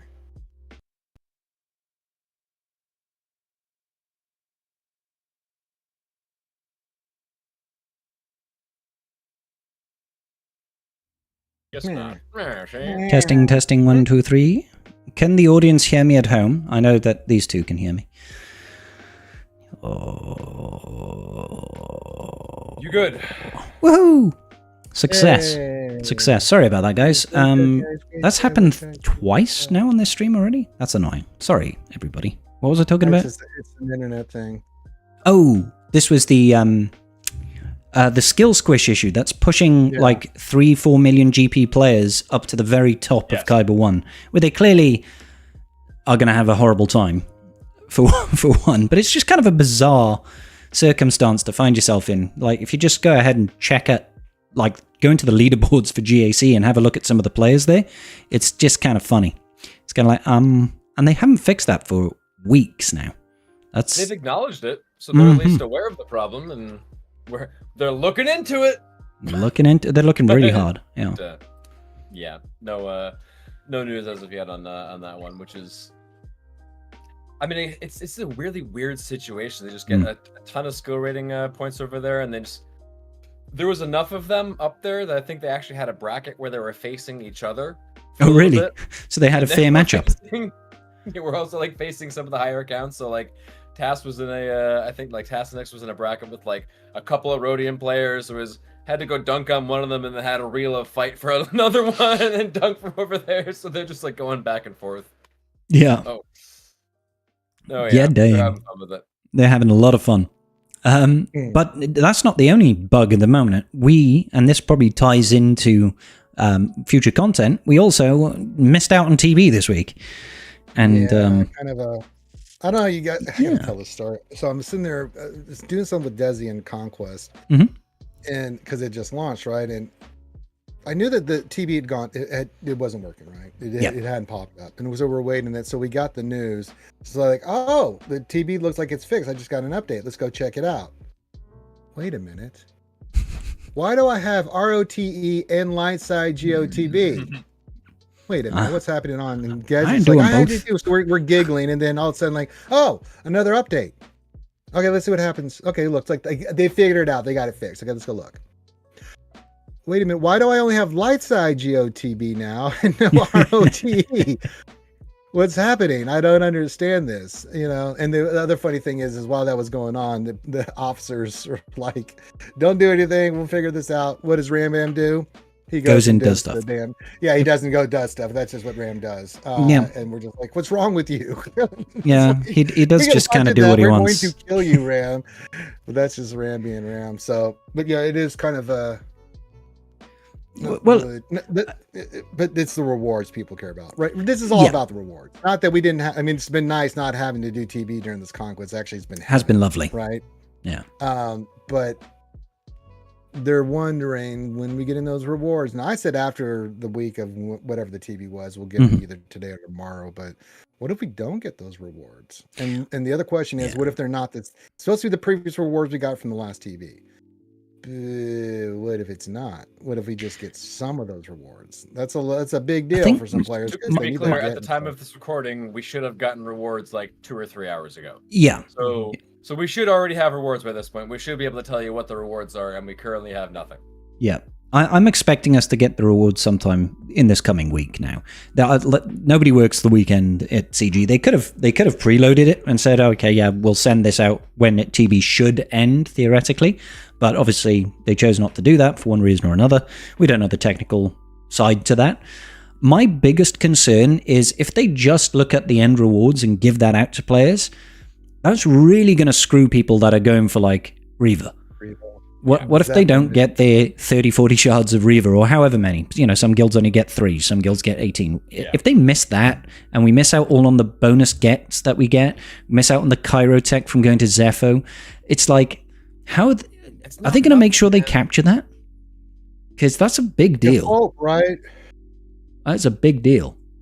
That is a very big deal, and that's what I'm concerned about. I'm not concerned about the star rewards. We'll all get that, right? But what about the other goodies that we got? Because if guilds are, not that we are, but I mean, I understand why getting Reaver Shard is kind of a big deal. He's kind of a good character. You kind of want to get your hands on. If you're in one of the bigger guilds and you're doing all the special missions, that equates to a lot of tokens throughout the whole length of the thing. So I mean, if you're in one of those guilds, you're missing. Yep, it's a lot. It's a lot. Yeah, and you know, and all that stuff adds up, you know, and if people have made the investment and it's no one's fault, and stuff happens, right? But the only thing I think is a fair ask is, if you're going to go to the previous rewards, make sure all those rewards from the previous TB is in there, right? Because you know that those guilds would have gotten the same, if not more, as guilds progress with their, you know, people's accounts and stuff. You'd think so. So, yeah, for the most part. So I'm hopeful. I mean, I didn't expect anything today. I don't know why. I just said it's a weekend. I was like, Monday for sure we'll get some stuff coming in when they get they don't generally do releases on weekends. No, because there's nobody there to do anything if something goes horribly wrong. You know, so it's like, I didn't expect anything today, but I was like, yeah, let's give it till Monday. Let's see what happens, and then we'll see what the rewards are. And then if it's bad, then grab your pitchforks and torches, and you guys can go do whatever you want, because I'm not going to stop you. So whatever it is, it's already late, because there are people who are depending on those rewards for, you know, whether it's TW upgrades or GAC upgrades, whatever it is. So whatever it is, it's too late. Yeah. So. We're not too late, it should be whatever rewards we should have been having, and there should be some also sort of make good. Now, personally, for me, it doesn't matter. Like, I don't care about a make good, you know, whatever, right? But there are going to be people out there that have been negatively impacted by not getting those rewards on time, and that's not fair. They should have that opportunity to get it when they need it. And it's not like it's costing CG anything to give out, you know, 1,000 free crystals per player or whatever it happens to be. I'm more concerned to make sure that they get actually get those rewards right to people. I'm sure they've got information. I'm sure they can see, you know. Well, we know they can see how many stars we got, but I'm hoping they can see, oh, they did this many attempts at the Reaver mission that was successful. They did this many attempts on all the special missions, all that sort of business. If they can get that right, it's okay. They could just take a really easy blanket approach and just be like, every guild gets 50 Reaver shards and the maximum amount of get currency and the extra Chirotech. I don't think they're going to do that, but they could. No. And that would be the easiest solution, but they'll probably think that's a little too much. But let's also talk real quick about why this bug supposedly happened, right? Because that's kind of interesting. That's kind of interesting. Planet, right? Mandalore, the new one they were putting in, it probably just went diarrhea, and that happens. Hashtag spoilers.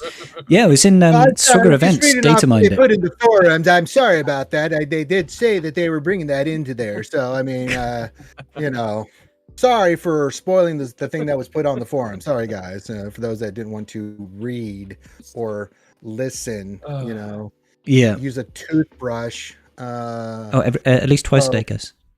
Yes, and fluff. But yeah, I mean, from what I've heard, that's the big thing, you know, and that can happen when you introduce something new. Well, that's it, right? It sounds like, based on the data mine that was found within the code, was that there was some part of the back end had initiated whatever was going to be this new planet, which we think is Mandalore, because they said Mandalore is coming. And like I've got the thing up here. It says that TB3_mixed_phase4_conflict03_bonus. It's pointing to in phase 4, there's going to be a bonus mission that's going to unlock this new planet, but they've obviously not pushed it live, and that's for short, a roundabout way of saying they fucked up TB because there's a code in there that's got nothing to link to, and it's not letting people load in. The good news is that it probably means that Mandalore is probably coming soon. I imagine May the 4th is going to be an announcement to say, hey, by the way, next TB, Mandalore planet's going to be unlockable. You've got to use Bo-Katan, Kreese, and BAM to unlock it. Oh, they're all going 2 days later, an announcement. TB is cancelled. Here are your rewards. Legion of Doom. Yeah. But, phase 4 means it's going to be Relic 8. So I know. Yes. Have And fun I will with be that. taking all those characters to Relic 8. Yeah, Yep, me too. But it benefits you long term, right? Because, you can use them for, other stuff. I mean, I don't mind doing that. Power creep. Yeah. That's it. Yep. One way or the other, they're going to get with that power creep. So I've got about 200 impulse detectors ready to go for the Gungans in this. I was kind of planning on this part happening. I was like, now I already have Bo at 8. Oh, yeah. So Bo's at 8 already for me. So Visla and I Can't remember. They're 7, so that's an easy 8, right? And then DTMG, okay, if I have to take him to 8. Gosh, you're making me take DTMG up to 8. Oh no. Oh no. So it's not like my Bo's when 8 you do as well. Authorable Soldier. Yeah, the rest of my light side Mandos are Relic 7, except for Mando and Sabine. OG Mando and Sabine. They're 5 and 3. Paz is 8. Nice. Grogu is 9. 7. Oh, I remember you had a sub goal for that, didn't you, Wolfie? Oh wow. Oh, you look at you. Yeah, that was a random one. And then the rest. So Armor is 7. Bo-Katan is the OG Bo-Katan is 7. I brought her up for the Crate, yeah. raid over there. Freight raid, right? Freight raid. Yep. Yeah. Freight raid. Oh yeah. Oh baby, good times. But yeah, I forgot that I took those guys. Did I take them to 8 or 7? Oh no. Well, Bam because he's the pilot, ship herder. But, I mean, honestly, if we have Imperial Remnant as they are some 8. sort of, I forgot I took those guys to 8 too. I'm like, oh god, what have I done? Oh, it's all good. If we do get an Imperial Remnant mission for DTMG, they said we're going to get something for him, and there has to be all R8. I'm really okay with that. Mine's currently R7, but I've got no problem in pushing that team to R8. I'll be like, yeah, sure, let's do it, man. Let's go. It's a good team. I'll say my only comment would be like, I probably should have done it like 2 months ago, so I could have had more benefit from the Datacron. Shit, they were going to 8 anyways. The real danger that just occurred to me now, though, is if we get this new Mandalore planet in May, it's going to be like bleeding us dry before the new raid comes out. We're like, oh no, I need a bunch more Relicates for the raid. No. I'm hoarding like I am. Oh my god. Yep. Yeah, I'm heavy into the Relic 8 material and 7 and 8 material right now. That's all I'm using my raid stuff for. Is like, yeah, because not only was I planning for this, but then I'm like, okay, I got to do the 5 Gungans. Yep. Mm-hmm. Then Padme, and then Qui-Gon, and then it's like, oh my god. So yeah, all Relic 8 all the time. It's like, oh my. Yeah, it's a lot, dude. It is a lot, and now we have a ship coming around the corner, so that ought to be nice. That stupid son of a bitch, Stap! How dare he be taking up all my Cantina energy? I want signal data, damn it! Hurry up and finish. The farm is so bad, dude. I did I'm fed up. 220 pulls today. I got a 4 and a 4. I'm like, those are not good drop rates. Yeah. Are you done on Stap? Have been horrific for me. Yeah. I've been getting so many 0 out of 7s and 0 out of no. 8s. Oh my It's God, been horrible. atrocious. Oh my god, it's been awful. Yeah, Just no. fucking I'm at 28 It's making me want to right just get crystals and finish that bastard off. This is the first time I've been on a Cantina farm that I've ever been like. No good. Mm-hmm. I'm only 26 out of 85, Wolfie. I'm Would you like, guys be mad at me if I did that? no. Really? No? Okay. Not even a little bit. I'm currently in the building phase of crystals right now, because we know we've got so much coming. And like you said, it's kind of all hands on deck. Let's hoard, because we've got I've got all my Gungans at R5 so far, but we know Jar Jar's coming. He's got to go to R8, and then the rest of the Gungans probably have to go to R8 for the raid. And like say Queen Amidala, Master Qui-Gon Jinn, Ben, and it's like, oh my god, Mandalore coming in. Oh my god, probably a new ship coming in a couple of months as well. It's like,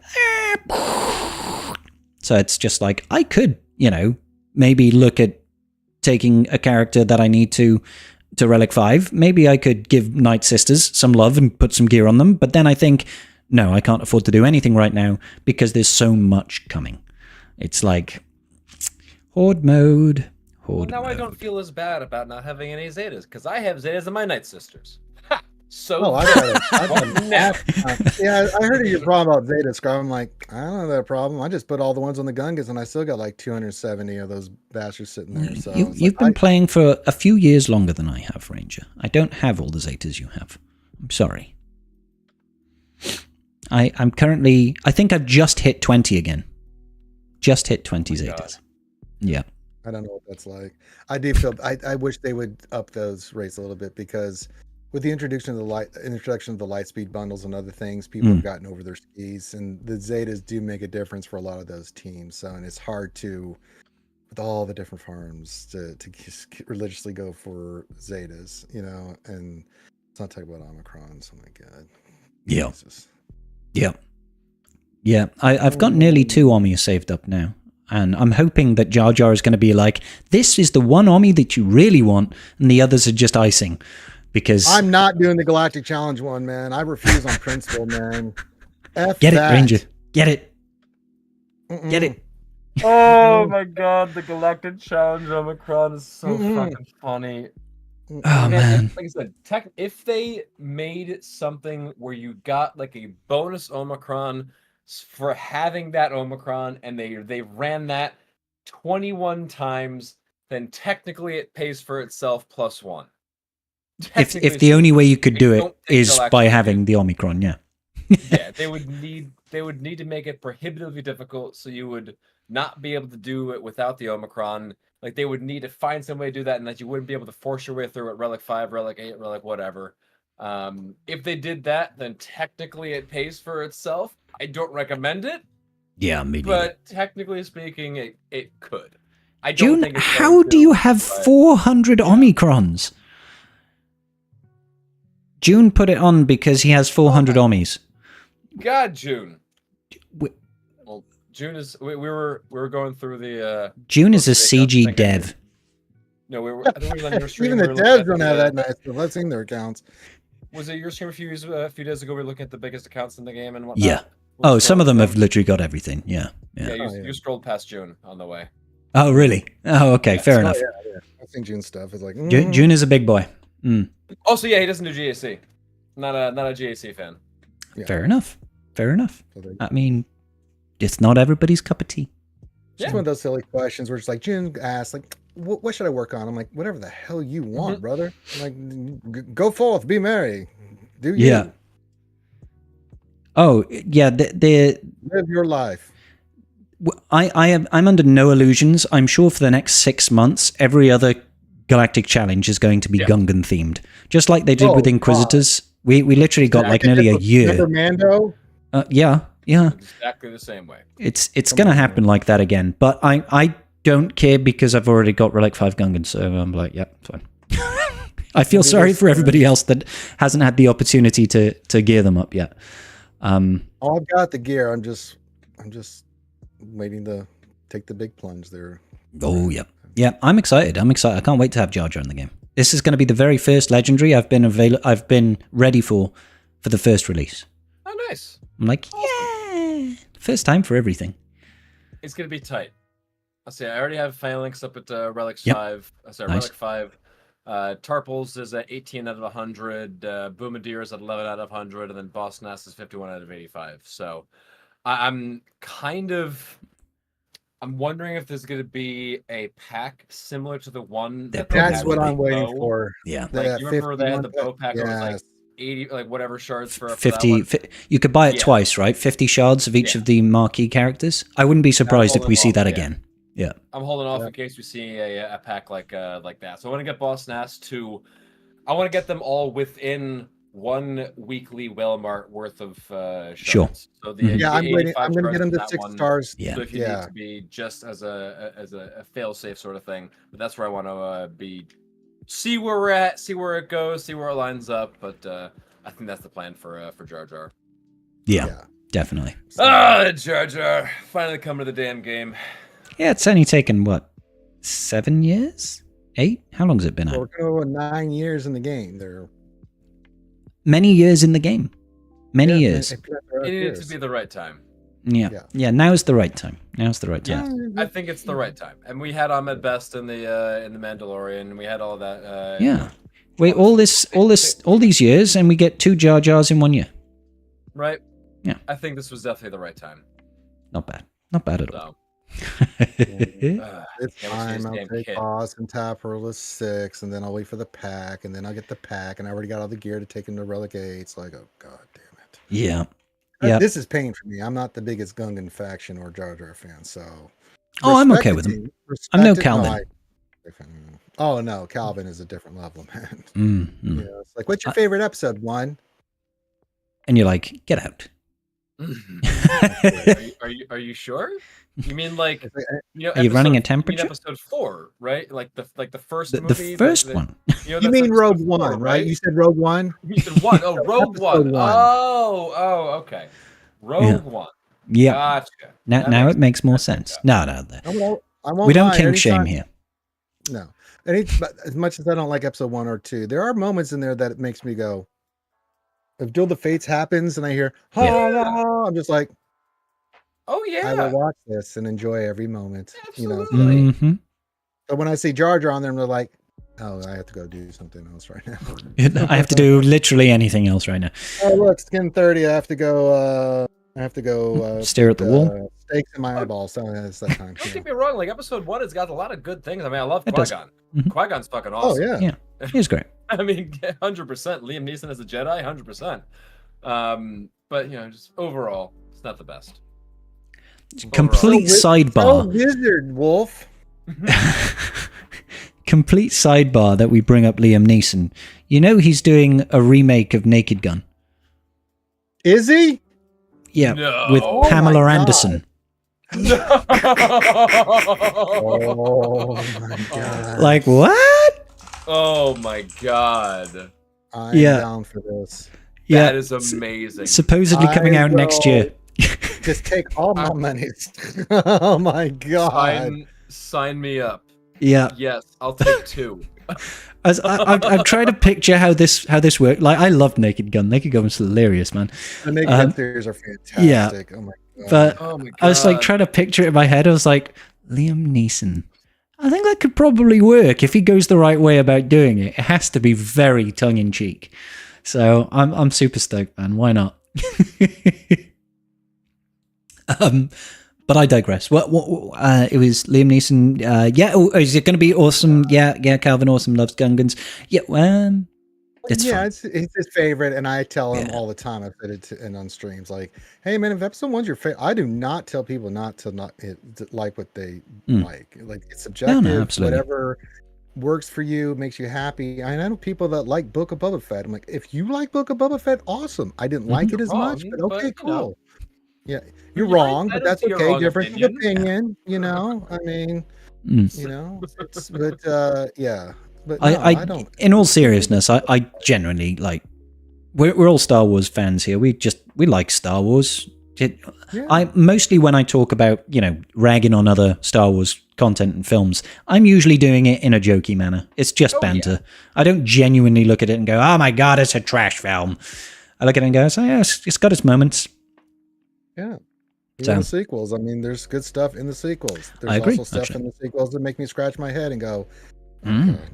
I agree with that too. But the hype moments are the hype moments. I mean, I'm sorry. There's just certain moments in the sequels. I'm like, that's pretty cool. I like that. And then there's other parts I'm like, no. But why? No. What do you mean Rey's a Palpatine? No. Well, actually, I think you'll find she's a Skywalker. She's dead. You declared it, so Yep. she just gotta say it and done. Mhm. Manifest destiny. Yep. That's amazing. And I'm Scribble. Who do I want to be? Lucas. Yeah. Woo! Done. You're royalty. I know, Amazing. right? I think you own Yeah. Star Wars. I think. Well, I sold it. Where's my royalties? Where's my Shit. check? Nelson, the monopoly money's on its way, Scribbles. Yes. Oh, I don't think that really helps, though, does it? No. Never mind. Never mind. Yeah. So really, there's a hell of a lot coming out, and we usually get some. Goodies on May the 4th as well, don't we? Yeah, they'll do an announcement next week on it's typically double drops, right? Yeah, which baby. is its own bag of tricks, but it's still Maybe I'll get right? 5 shards of stap instead of 2. Oh my god. That's the only reason I haven't put the crystals into staff. I'm like, wait a minute, double drops is around the corner. Yeah, maybe. Yes. But usually we get a big gift of goodies, and they're usually pretty good. I got to give CG credit; they're usually really, really good. And the 3 Clone Wars Chewie shards, before anybody in chat says. It is tradition. As is tradition. Look how he wrapped the butterscotch pudding on his arms. I mean, we should probably get that for TB as well, to be honest. Yeah. But yeah, double drops, a big bundle of stuff. They'll have events all come back at once. Can they give Zeta mats? Just give me 20 full Zetas. Please, Zeta mats. Yes. 'Cause, I think they've given full Zetas in the past. I'll take extra Zeta mats. Have they done that for May the 4th, or is that only on the anniversary? Oh, I it might don't be an anniversary remember. thing. I don't know. I don't remember. They definitely do it on the anniversary. They're different, but they're very Yeah. similar in what they do, but they're different with what. I'm going to see if I can find a past May the 4th. Let's have a look. Celebrate May the 4th. See what we got for previous rewards over here. I Crate haven't raid. applied any to the Gungans yet, and I need to apply all the Zetas to the Gungans. I need to give Staff a Zeta. I need to give Jar Jar. Probably he's gonna have what, 2 or 3 Zetas? Probably 3. 3, I would imagine. Yeah. I've So done all the Zetas. I'm just like last year, There's we a got potential he'll have 2. we got Probably 3. we got a box that gave us a new portrait and title. They also had the Fallen Order marquee events come live. They also had a May the 4th login calendar for more credits, materials, and more. Oh yeah, and those were really nice. I forgot about those. Oh, right. They have been doing the calendars, right? Yeah, the crate raid went live, and we got double drops for 2 days on all battles. Yeah, it was something really they did it through the 6th, right? They started on the That's decent. 3rd for May the 5th, Revenge of the 5th, and then the 6th it wrapped up. So it's not bad at all. It's not bad at all. No, but alas, unlikely that I'm going to get 20 free Zetas, and I need them for Jar Jar. Damn it! I might be able to get one more Zeta before he comes. So. Well, if I could give you some scrap, I would. What was that, Wolf? Zetas. Too bad. Can't give Zetas. Can't That's what we give. really need to be able to give. Darn! If I only could help my friend Scribbles. Shucks. Gosh. Yeah, I was just saying that May the 4th is on a weekend this year. Saturday. Oh yeah, I won't be able to take advantage of it. That day, I'm going to be doing the parade here in the Beskar costume, so I will not have access to my phone or be able to do any of that stuff. So it's like, well, that's okay. I'll be up early in the morning that day, and I'll try to get what I can and get all my goodies. But then after that, it's like I'll be in the costume. You need to get like an Android emulator to come when you flip down the visor on the helmet. Is that what I'm going to do? Oh my god! Right. Boing, logging into the holotable. The little screen pop up. Talked to a bunch of kids that popped up like, oh yeah, buy that, and then the kid's like, what are you talking about, Mando? Nothing. This is the way. Yeah, I'm accepting a new contract. That's all. Hold on, I start lying.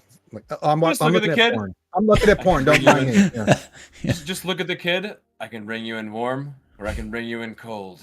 I am going to do that. I'm going to have the thing. I'm going to be doing that. Yeah. Mm-hmm. That's going to be fun. It's going to be the business, man. It's going to be the business.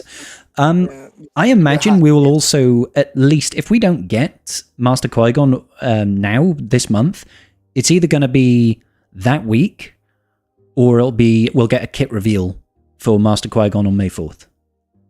Because he's coming. Qui-Gon Jinn is already the calendar login reward right now. So I'm expecting him next month. I was expecting him at the end of this month, really, but that's probably not going to happen. Because next month, after 2 weeks, mid-May, I think me and Carl were talking about this. We're going to get them sooner rather than later because Conquest is ending with with Queen Amidala, right? So she'll be up and running. Yeah, in a month and a week. We're going to start seeing these characters in the next couple of weeks start flying off the board here, so coming in. So yeah. Yeah. I'm really, really, really, really hoping that they continue this tradition of marquee events with Master Qui-Gon and I gotta tell you, man, pretty sure they said they're not. Yeah, I know, but we can be hopeful. Rebellions were built on hope, Wolf. God damn it! Wolfie, I am applying the same principles as I'm applying to the actual Naboo raid, okay? We are not getting Sector 3 boss as the Naboo raid, and we are getting special marquees for Master Qui-Gon and Padawan Ben. Oh People hate it when I call him Padawan Ben. Boss, man. Like, it's so buggy for one. Like, so bad. Please, no. Oh, did you see? I forgot to mention this. Like, I managed to bug out that raid box, not raid box, that crate box in Sector 3.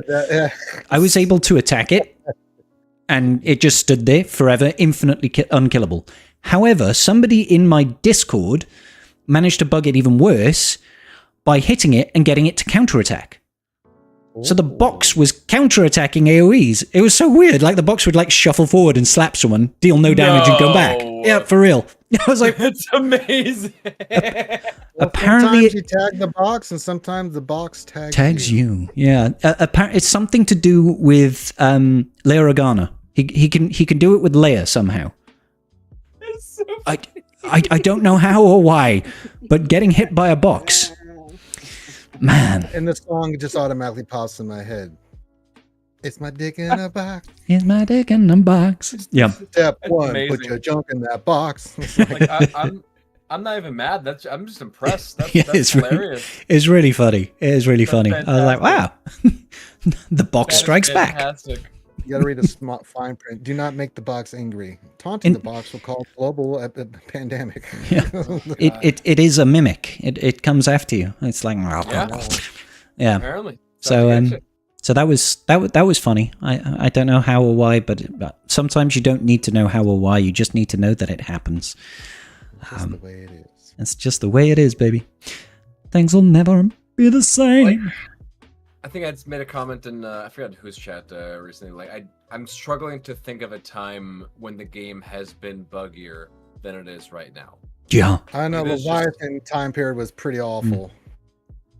The amount of different bugs that are going on right now with just fucking everything. It's just this has been a little bit insane recently. Like I'm struggling. Like maybe Leviathan time, but if it was, then it was close because this is. Well, Leviathan, you had that. You had the tier 2 Leia bug. You had the Jabba bug going on at the same time. There's a lot of bugs when that Leviathan thing hit on top of the Leviathan. Oh, God, that was so buggy. No, it was that one's, yeah. So these have been going on for a while. This is... I still absolutely loved the fact that we used to be able to blow up capital ships. Like, with a basic from the Interceptor. That was the best bug. Pretty cool. Not because it was game-breaking, which it kind of was. It was just funny. Yeah. It's like, I loved how long it took for the bullet to hit the ship. It was just like, pew! The hell of a shot, kid. Just hit basic. Yeah, just basic the capital ship. And it just disappears. You're like, yay. Well, let's go. That was quite satisfying. Yep. Fully enjoyed that. Sometimes bugs are funny. I mean, they shouldn't exist. Like Leviathan is still bugged currently, right? With the reinforcements. On defense, it's not stunning. That's stunning, yeah. It's great. It's great for offense. Because people that normally wouldn't be me and Fleet are going through my Fleet arena. I'm like, wait till that gets fixed, you son of a... How about Night Sisters doing the limbo? That's a great bug. Just watching like old Daka leaning back, floating on the floor, or Mother Talzin just the Matrix dodging. Yeah. Like... You're like, hey, what's going on there, Asajj? And she just slides across the floor, kind of like JML does in The Last Jedi when he's fighting Kylo, and just sort of like slides underneath. It's a little bit like that. It's like, wow, okay. They've been learning the Jedi arts. I like it. I like it. This is advanced limboing. Yeah, yeah. Hello, can you go? Turns out pretty damn low, about an inch off the ground. Hey, It's like- you're an undead sister. You don't have a spine. Hey, she's rubbing her head against the ground. Oh, man alive. Some good bugs, man. Some good bugs. I mean, they're not great, but they are great at the same time. At the same time. The game we play. Helly, the missing buttons bug is still happening. They Oh, yeah. never went away. It's just rears its head in different forms over the years, doesn't it? Helly, Yeah. oh God, is he in chat? Oh, he is. Oh Lord. You know he is. YouTube chat, yeah. Good old Helly. Just noticed that. Yeah. Oh boy. Yeah. Did anybody here see the SNL Beavis and Butthead skit last week? I did not. God, yes. Oh my I God, have you need to not, watch no. that. That is the funniest thing I've ever seen, man. Oh my. I was told I need to see it. It is a riot, man. I was in tears laughing. It's so funny. Oh my God. I'll have to give it a That is try. ridiculous. Please watch it. It's only 6 minutes long. Trust me, you'll be in tears. Oh, I've got 6 minutes to spare. I'll pencil that in my diary. Please do, and you're going to be in tears. Happy tears, I'm sure. Yeah. Oh my God, that's very good tears. Just thinking about it's got me cracking up. Oh my God. It's Yeah, just kind of not really much of a thing in the UK, you know? Like it's No, it's definitely well, an SNL thing is strictly, a US thing, but it's spread throughout the world, And SNL, if you think about it, was built for short YouTube videos because they do short skits. So those translate very well to videos on YouTube. It just, But yeah, that skit, and then they did the alien invasion one, the abductee ones. Oh God, that one again. And So I got the One sec. aliens and they got my cootering and I like so I got my sinkhole and the pink hole staring at these gray aliens. This one was over the top, man. Oh my God. Ryan Gosling could not stop laughing. He was laughing so much. It was so ridiculous, man. Because Kate McKinnon was just going off, man. She was popping off on that thing, man. Jeez. Jesus. burrito race is an interesting subject there. How about the Star Wars Outlaws pricing model? You all seen all that bullshit? Yeah, and that's why I'm not playing that game. Shit there, man. That Oh my is just God. next level greed, man. Like, I know this sounds really hypocritical coming from us who play a mobile transaction game, basically, right? We play a game that you can spend thousands. In fact, people have spent six figures on this game. There are people in this game that have spent ridiculous amounts of money. But it's a different genre, right? It's like, we know that this is a live service game, and that's kind of, it can be a part of the system. When you're playing a single player experience game that you sell the base game for, I think it's $70, and then you've got a 130, I think, total. deluxe version that's like 107 that gives you 3 days early access and pre-buys the DLC.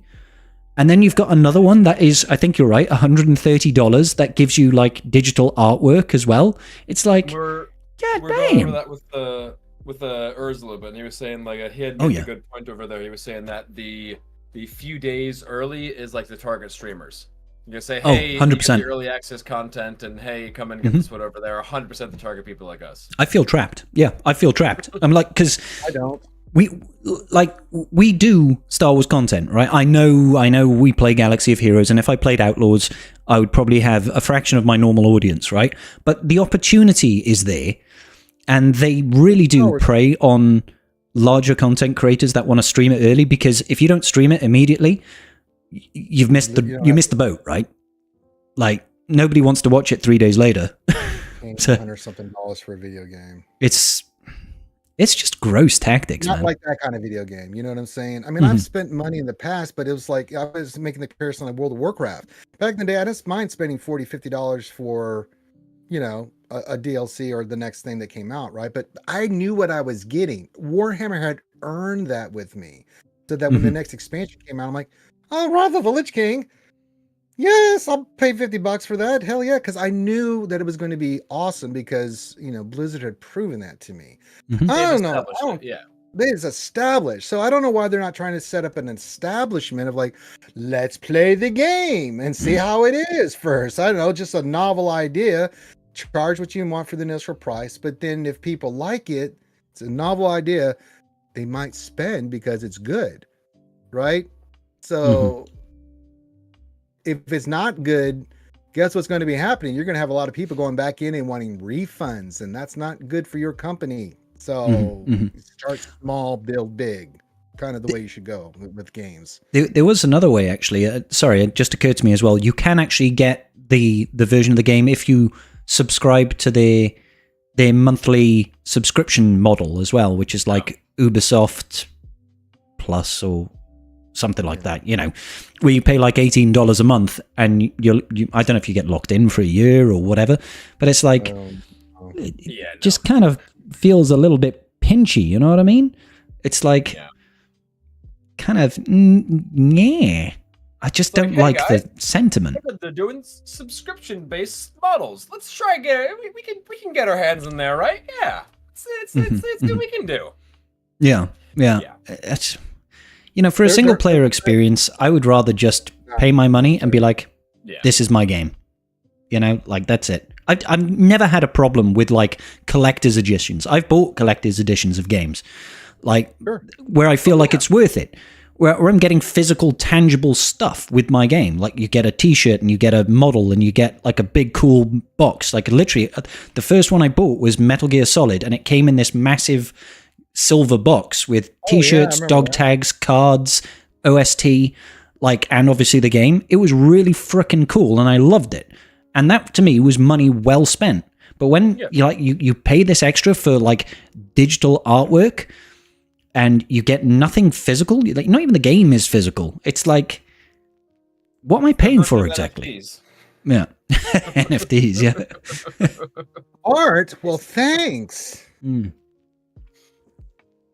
I don't want to have to prepay for DLC that I have no idea is going to be any good. Yeah, or buggy, or how long it is. How long is that DLC? Does it add an hour of gameplay? I don't know. We don't know. You know, it's like, okay. I'll be honest, when Outlaws was first, I guess, presented to me, it sounded a little bit more like it was not a completely open world sort of thing, but it sounded a little bit more along like the Skyrim kind of moment. Not like a direct story which you're going through. And then the most recent trailer, so the first trailer, I was decently hyped. I thought this was pretty cool. I got an open mind. Tell me more. The most recent trailer, I am much less hyped, much less interested. It wasn't really like reaching out to me. It just seemed like kind of basic. Hey, you're an outlaw and you're stealing some money and you gotta go pull this job and all right, cool. It seemed a little bit uninspired and we're just sort of stuck in the Star Wars universe kind of deal. I was hoping for a little bit more, and I'm happy to be proven wrong. If it ends up being something bigger than that, then great. But at least as they're presenting it right now, I'm not all that excited. I've stayed away from all the trailers so far. I've just like I've seen stills and I think I've seen clips in an advert, but I've not looked at any of it apart from this debacle with the pricing model and stuff like that. Just because given off an opportunity, I just want to be completely fresh and go in and be like, oh, that's cool, or oh, that's trash. I want to try and experience it. So I genuinely don't know. I know people were supposedly complaining because the main character is ugly. Is that a thing? It's not that she's ugly, it's that the rendering looks really, really like bad in some areas and then like looks okay in some areas. So there's like a really, really big discrepancy, and it's like, this looks like a human being. What is this? Oh, okay. There's like a little bit inconsistent, is it? Yes. So fair enough. Someone said in chat, GTA in space was how I assumed it would be. That kind of sounds like what it is. Yeah, but I mean, GTA you play just, and then you're like, okay, it's fun, but you can't. It's like, okay. What's the? Apparently, was it Ubisoft was saying that players need to get used to not owning their games, which is a very strange concept to me. That's the stupidest thing I've ever heard. Yeah, I remember Xbox tried to do something similar when was it the Xbox One came out, and you couldn't trade in your games, right? Like if you bought a game, you couldn't trade it in. It was kind of like locked to your system or something like that. And they got a bunch of negative feedback because of it. And I think it didn't get pushed through to the final release in the end, right? this feels like the same sort of thing. Like, why should we not own our games exactly? What are we paying for? To rent them? A lot of money? To go into your server and play your games? Yeah, that'll go over well with players. Yeah. I'm going to make all this investment in all these characters and tunes and equipment and stuff, but only if I go to you. Yeah, I'm not on board with it. Like, it's like, obviously, technically speaking, we never own the game per se, do we? We don't own the rights to the game, but we've always been able to have that game and play it whenever we want, sort of thing, right? I don't think that should ever be taken from the player base for a single player experience. Ali does bring up a point over there. On Steam, technically speaking, if Steam like disappears and like the company goes away, you don't actually. It's gone. Sorry. Yeah. Well, I mean, yes and no. Games you expect that, yeah, but it's like, because you can play Steam offline as well. You can log into your account offline. It can remember, so you can still if you've downloaded the game, if you still have it installed, you can still actually play it, even if Steam just disappeared one day. I do understand the concept, right? Yeah. Like that, technically, Steam could just say, we're closing down shop, guys. Sorry, we're fed up of making a bunch of money. You don't have your games anymore. That would suck. That really would suck. It really would. I mean, I got a few games on Steam. Into Steam. Yeah. Not gonna lie. I put a lot of games on Steam before. To get access to games. Yeah. So that would be very bad. So to say. But I think you're right. If it's in your library, it's in your library. So you can always go back in from wherever and play as long as the servers are active. But some games have, died, but then people will take that and then create a new server. I know they did that for City of Villains, Zero Heroes, and some other games that were MMORPGs. And then Star Wars Galaxies. That's got its own entire independent unit. It's got more than one, actually, hasn't it? There's actually a couple of guys that have completely rebuilt Star Wars Galaxies and have online communities for them.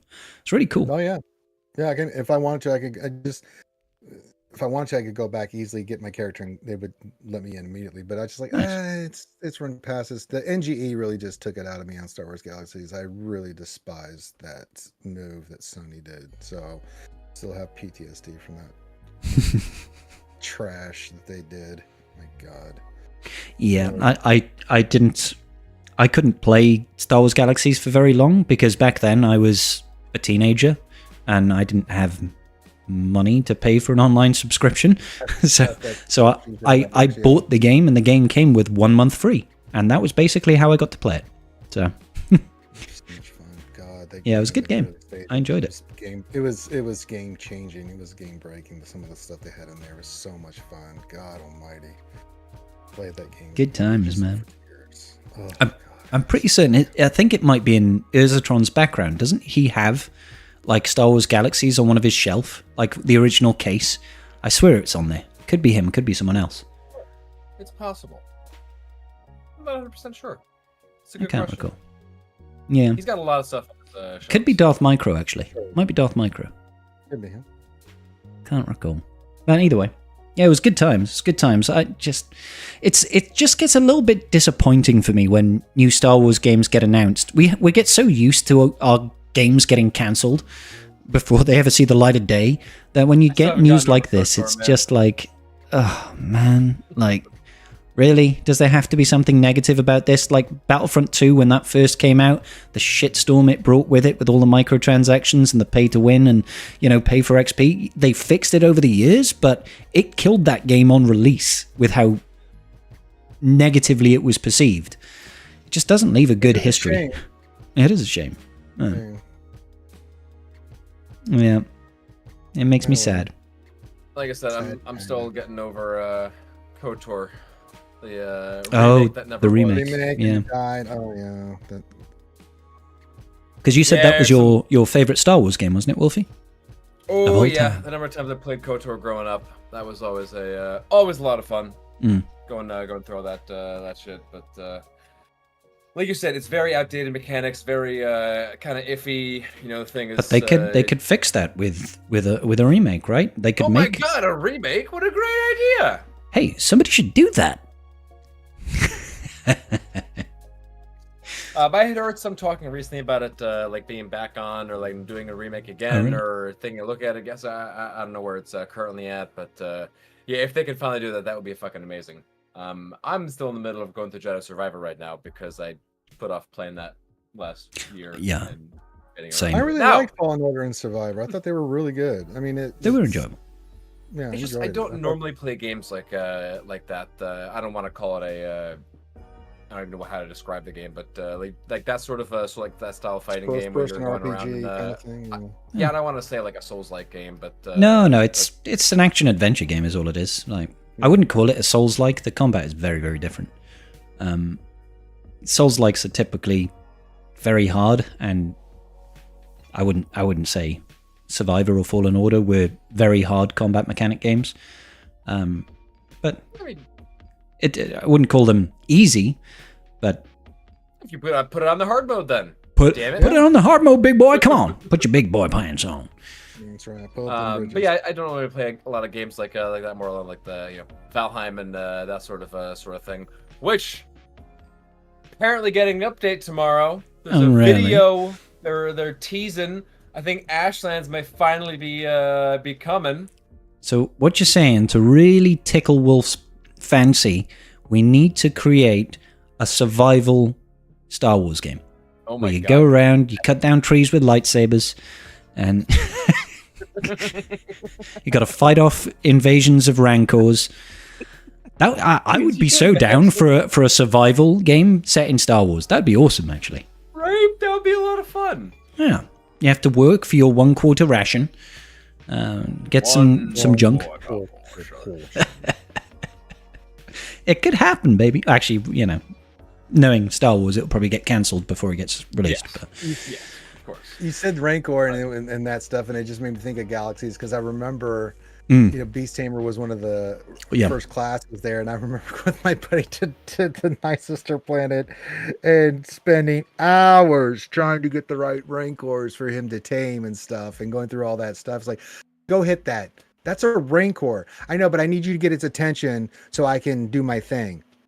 But when I die, it's a sacrifice I'm willing to make, buddy. I'm like, oh my god, all right. So, so they can have these giant Rancors, which are fun to walk around with, to see this guy walking through Naboo with these giant Rancors.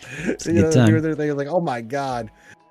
Oh, Dathomir. Oh, Dathomir, never change. Yeah. Oh, well, the problem with that too is you had all these Night Sisters running around and they didn't like you messing with their Rancors, so they would try to kill you as well. So I was constantly fighting crap and running around the circle with this Rancor chasing with Night Sisters trying to kill me, and I'm killing Night Sister. Stop! Oh, here comes a Rancor! Run! That kind of stuff. Tame it. And I'm like, tame it! Starheim. For the love of God! I love look it. at the stats and stuff like, oh, I don't like this one. Like, oh, I hate you so much right now. We're talking Starheim, right? Yeah, Right, we're Starheim. playing the game. Awesome. Somebody just Good. needs to make a mod for Valheim to turn it into a Star Wars IP game, and Well, you can change the swords to lightsabers with a mod, but it's obviously just that. yeah. I mean, you could get the spear and turn it into, Darth Bane's weird spear saber thing. Fucking glaive that he has. Glaive, for yeah. Absolutely no reason.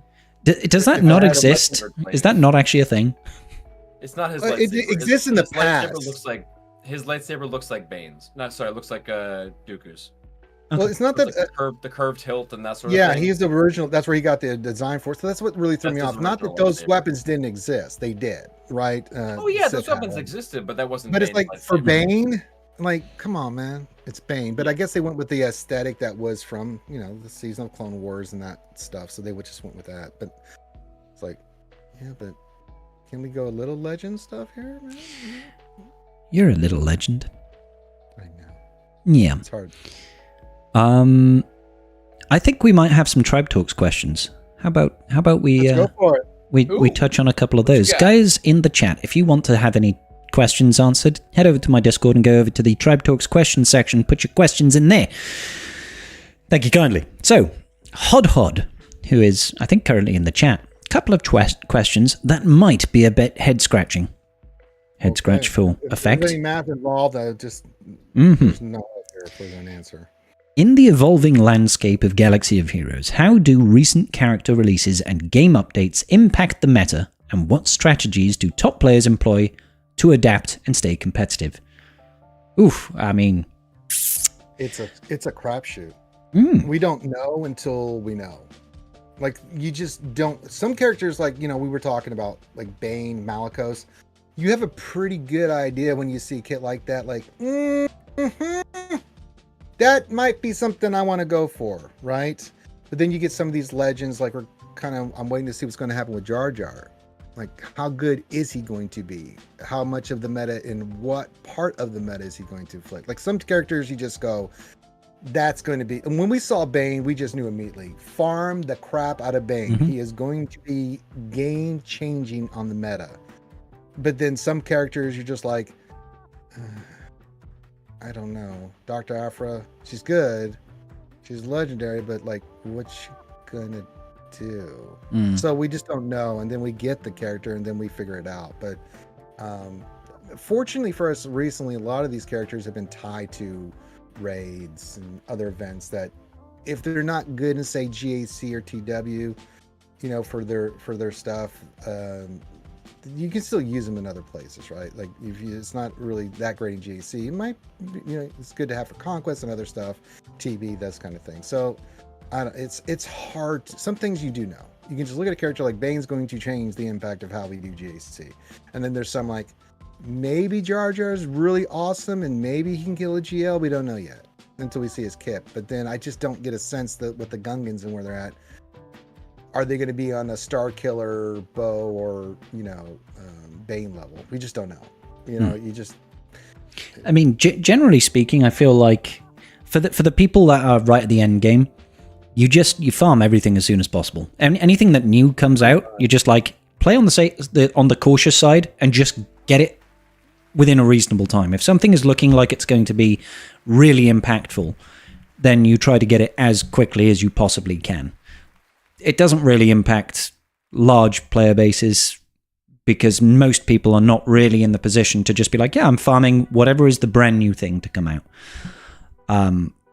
That's kind of it, really. I like to make sure that a couple of boxes are always ticked, and that's if a new fleet meta is coming, you make damn sure you get that as quickly as possible.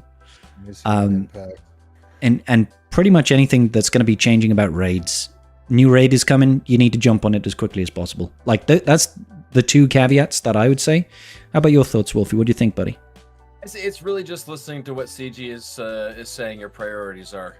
Which, yeah. kind of sounds weird to say, but CG is saying your priorities. Hey, we have a new raid coming out. Here are the characters that you need for the new raid. Hey, here's some new Datacrons coming out. Here are the new ones, which are going to be really good.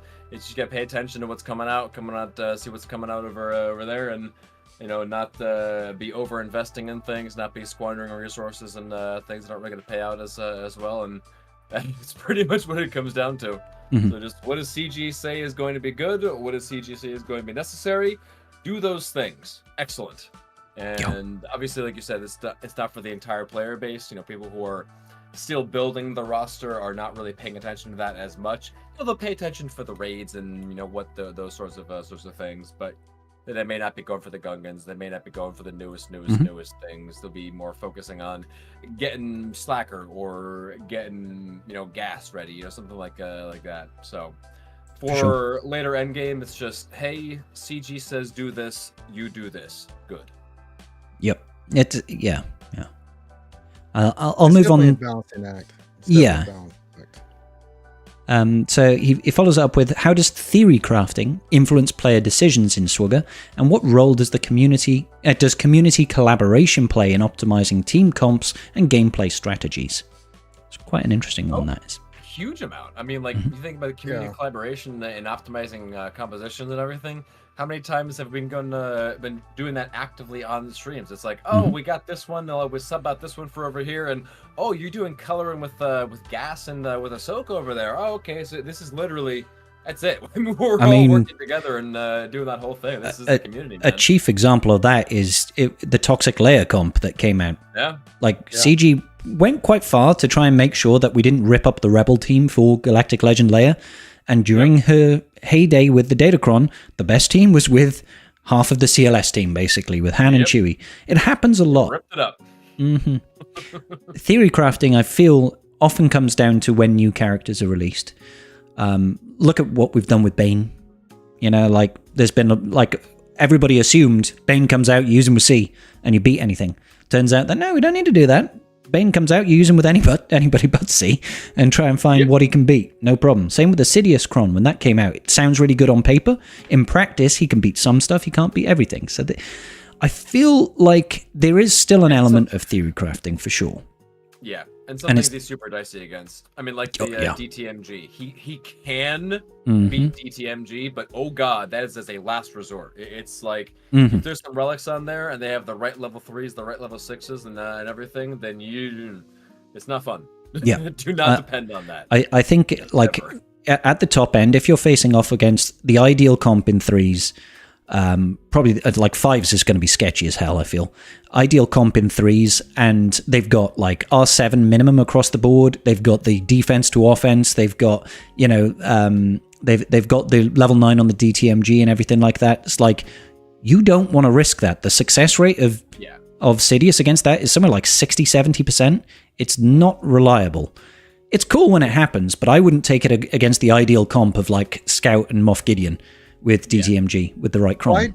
I did, and I went 8 out of 9 on those battles. I had one where I don't know what happened, but I just got skunked, just the way the RNG played. But you also have to take into consideration that you need to pay attention to not just the Datacron and all that stuff, but your modding and your, you know, and stuff on your character will matter. Like, and people say, well, how are you modding this?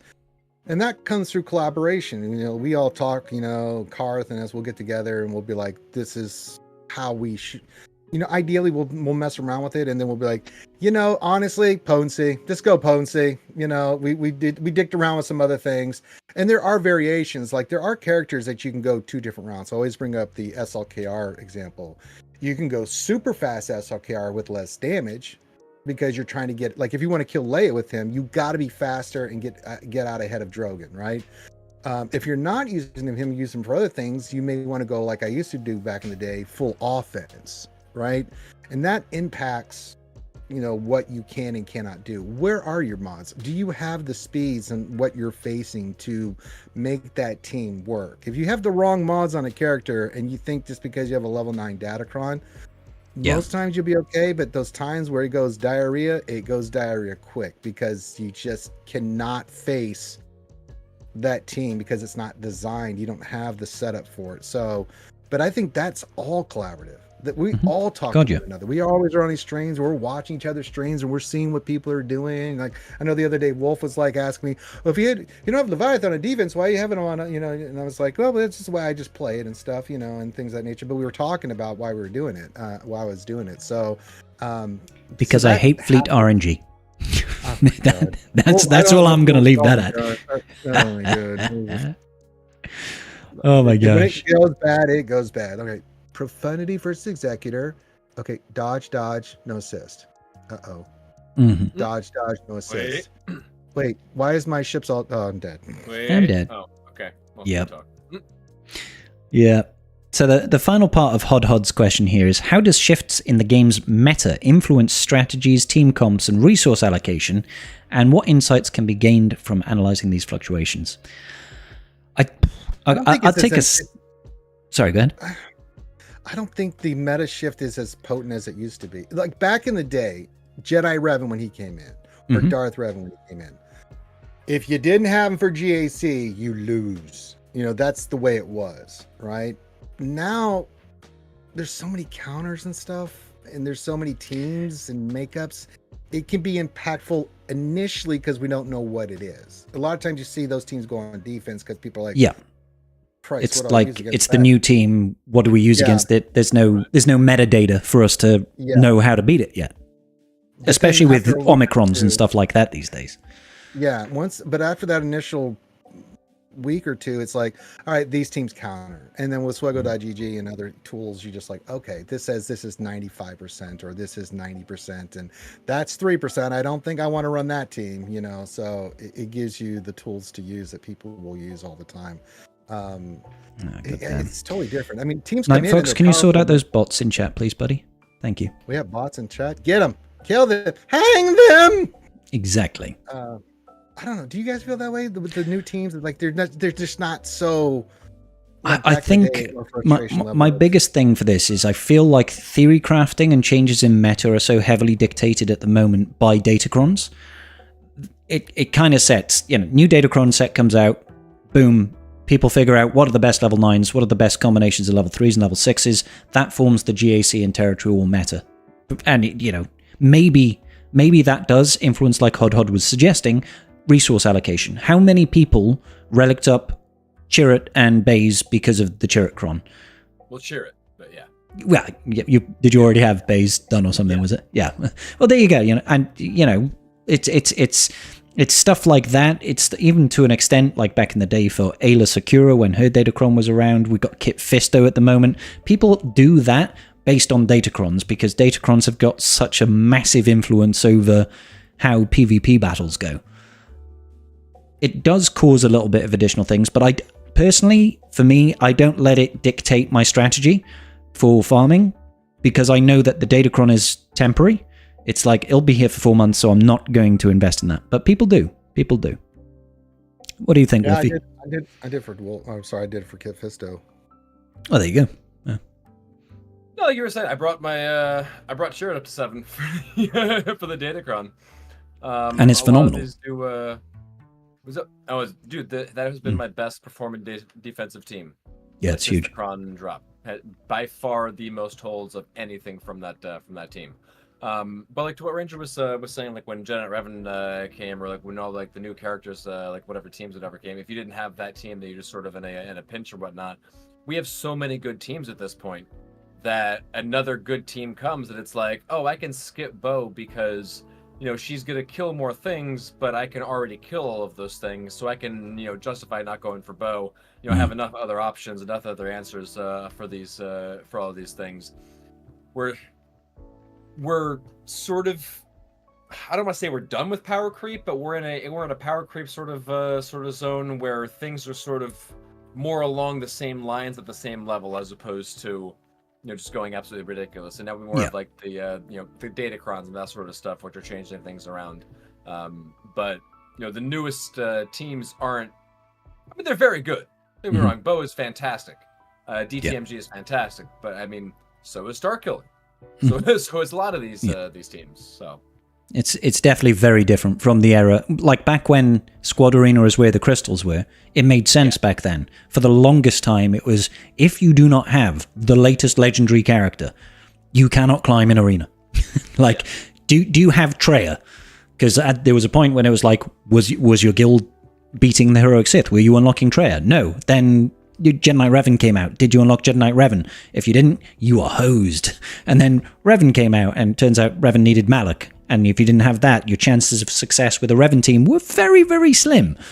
That continued for a long, long time, and it existed well before I started playing the game. But these days, GAC and TW is where they want people to focus a little bit more, and it benefits them to have people farming all sorts of things and investing in Datacrons. So it's not like you say, it's not a King of the Hill situation where there's one team that you must have. There are always answers. It's interesting. Feast or famine, or just those days are gone. Yeah, for sure. Yeah, which I like. There's nothing. I hated that back in the day. It's like I would win battles. I'm like, I won because I have something you don't, not because of skill or anything else or anything like that. Now, as frustrating as the efficiency meta is, it does make you think. You have to really be invested in, like, it's not a matter. It's a matter like, what am I going to use? But what am I going to use to get the most maximum effect? What do I have? What did they put on defense? Where am I going to go? Those kind of things, which is way better than back in the day where it was just, I don't beat your team, I win. It's like, oh God, how fun is that for a player to know that their loss already is not because they don't want to try, it's just that they don't have that team. They have nothing for that team. And they would just, get a few banners, do the best they could, but they would get destroyed. So I would like to see a little bit more defense come back into GAC. It would be fun. But I do like that people, with the efficiency war, they do get to use all their toys, and they get them, and it's fun to try to decide what you want to use where if you have all the toys. It just makes it more interesting, and it makes you feel like your investment was worth the investment. Like, you worked on this team and you can use it, and you'll get some points for it. You know, so I think that's a little bit better than the I have this, you don't piss off. Yeah, get boned. It became so important. I have Darth Revan, you don't die. Yeah, and I'm glad those days are done. I'm glad they're done. All right, moving on then. Datacrons. So you have to have the right Datacron. Have to have all Exactly. The good That's a different and, story. Yeah. You don't have that, then you're fucked. I mean, get your Holdocron, get Yeah, all your shit ready to go, or else that's where it is now. But that's better, in my opinion, having the power creep, not the power creep, having the power and whatever locked behind those, because that's a lot cheaper to get a good Datacron than it is to get an entire team. Yeah.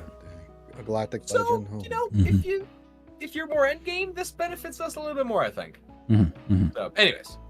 Yeah. So, Running Bald Man asks, after the most exalted Jar Jar Binks comes to the game, what do you think will be the next legendary toon, and when will we get TB rewards? Next week for TB rewards is what I would imagine. Yeah. But yeah, what do you guys think? What's the next legendary? The next legendary? I mean, we're expecting a GL this year, right? One would assume. Or a capital ship, because they count. Right? All right, Ranger, talk about Say Revan his Reborn. name. Say his name. Talk about Heisenberg. Revan Reborn. That's right, people. Let me tell you about the Church of Revan. If you would like to become a Revanite, there's lots of ways you can become it. Our Lord and Savior will bring great balance and fun to the game, as he is the greatest character ever created. His name's Revan. He will be just Revan, not Dark, not Darth, not anything. Just good old-fashioned Revan. Or Revan Reborn. He does come back, you know, in that state. And he will be the next thing, and Old Republic's going to get the love that it finally deserves. I've heard that the mocap for New Revan is going to be done by Keanu Reeves. So. Oh my God! If Keanu Reeves played Revan, just take all my money. Revan Wick, yeah. Yeah, I mean, that's his surname. Looking at the community response last year, like what was the character they want as the next GL? I mean, overwhelmingly, a lot of people said Revan. And I do know, talking with CG Carey back in the day, that they actually had that version of Revan that they worked on. Cool. That they were going to bring in, but they decided not to. They thought there was just a little bit of Revan fatigue. And I was like, I don't have Revan fatigue. How could you? There was definitely OR fatigue. Because we did have like a whole year of just Old Republic. We did.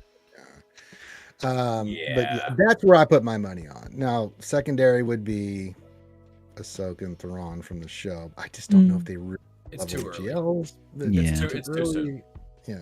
So I think they'd probably save them for GLs, and we'd probably need to have the film first. But you never know. Yeah, it's too soon for that for them to drop over there. You know, if we are going to get them as the next like pair, we'll say whatever of GLs, something like that, which would be great to get. They haven't explored enough. They haven't established them enough. You know, we've just had that episode of season 1, so we need some more. Yeah. Definitely need some more. Yeah. I would love to see Galen Marek. I'd love to see him come to the game. That would be super cool. And if he could be just as powerful as Starkiller, that'd be amazing. I'd be down for that. I'd be down to clown with all that business. I don't think he's going to be the next legendary. I think it's more likely... I feel like we'll just get a capital ship next. And I find it hard to get aroused by a capital ship coming to the game. Just ships are just kind of... Meh. What we do. Just don't care. But yeah, like as far as legendaries are concerned, I don't know. Genuinely, I don't know. I feel like CG's this year is just so chock to the brim with stuff. I can't see us getting a GL and a capital ship in the next 6 months. It feels tight. Usually, if they follow the same pattern, which they kind of are, we get all this stuff in May, June, right? We wrap up the Phantom Menace. Then hard into the ship for the summertime, right? Yeah. Through August with the new capital ship, which will most likely I'm still putting on Trench and that stuff. We get the Trigon, we get some other ships. So they'll do some Galactic chases, and then in the fall we get the next GL. I mean, that's been the pattern for the last many years. So it doesn't mean they won't change it, but that's kind of seems like what they're doing for release cadence. So if they follow the same kind of pattern with some, we would need most likely 4 marquees for a new GL. That'll have to start dropping after the raid. they would probably start dropping those in August, like they did the previous ones. August, September, yeah. August into September, October, release in November for the GL. Because they want to get the GL sometime October, November, because they always do a new legendary for the holiday seasons, right? We always get we had Bo this last year, didn't we? I'm just like, it just feels really tight. And then throw in a capital ship as well. It's like, It's what we went through last year. Remember, we were doing all that stuff last year, and then it's like, here come the Galactic chases, and then they dropped that bomb. It's like, and you're gonna need a Relic 9 on these two, and you got Malgus' ship coming in Conquest. It was like, oh my god, yeah, we were farming our asses off this time last year. Oh my god, and it was just starting up. We were like, oh my god. Yeah, so I genuinely don't know what we're gonna get. I'm like at a complete loss. I'd love to start seeing some stuff out of Ahsoka. I don't think it'd be Ahsoka. I think we could easily get like a legendary version of Morgan Elsbeth, maybe of the Great Mothers for Night Sisters. Like that'd be dope. That would be kind of cool. I mean, we like the next version of Ahsoka Tano could have Talzin's sword instead of one of her lightsabers. That would be kind of sick. Oh my god! Imagine. That'd be badass. I have a feeling that sword is going to play into things, and it's not going to be a good thing for Ahsoka. It's going to be like an evil, corrupt, sentient sword of sorts. But that's cool. That's always a fun plot line. Yeah, they could change the cadence too, and do something different. You know, we always assumed because of the last 3 cycles in the summertime we've had a capital ship. Mm-hmm. You know, we try to read the tea leaves as best we can. And that's what it looks like they're going to do. But, you know, CG, they'll throw curveballs. The Bo thing was a curveball. I didn't see that. Oh, for sure. Yeah. Nobody saw that coming, right? So they do stuff like that. We're like, huh. What are you up to over there, CG? You turkeys. So, yeah. Alrighty. Let's move on to more questions. Hod says, I've seen you utilize some unique team compositions in gameplay. Could you share with us your favorite characters and to build teams around in SWGoH and what makes them stand out? Well, I think everybody can answer this question. Yeah, guys, what favorite fun teams to play and how they came around? So many. Favorite fun teams to play? I mean, I'm going first so I can take the easy answer. Malicos, done. Next. Sorry, go on.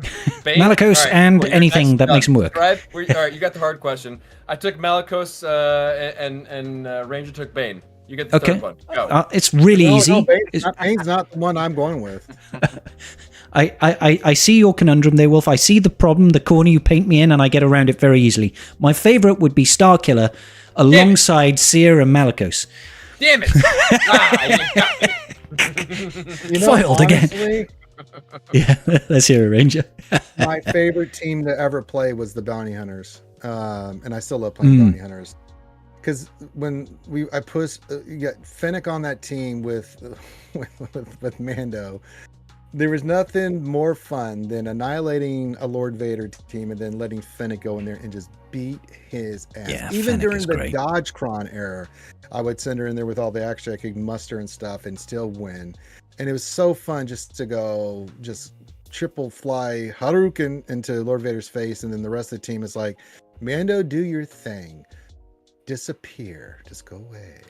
I loved using that team. I still enjoy using that team. It just doesn't have as many possible uses as it did. But oh my god, Bounty Hunters, man, such a fun ass team to play. The ones you guys mentioned too, of course. But man, Bounty Hunters got a special place in my heart, man. God, for sure, they're a lot of fun.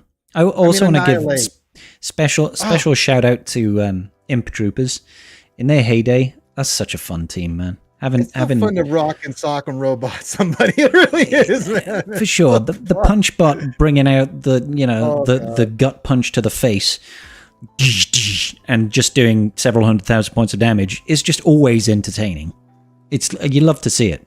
Because you just need to get that ball rolling with Imperial Troopers. It's like, can we get that first kill? And you no longer get to have turns. I do love Imp Troopers, man. They're great. Okay, so I think there is a second part and the third. That was really weird. I don't know. You have the questions, not at. We've seen you doing good in GAC. Oh, thank you, Hod. Can you share a memorable match with a unique team composition or unexpected strategy led to victory? Yeah.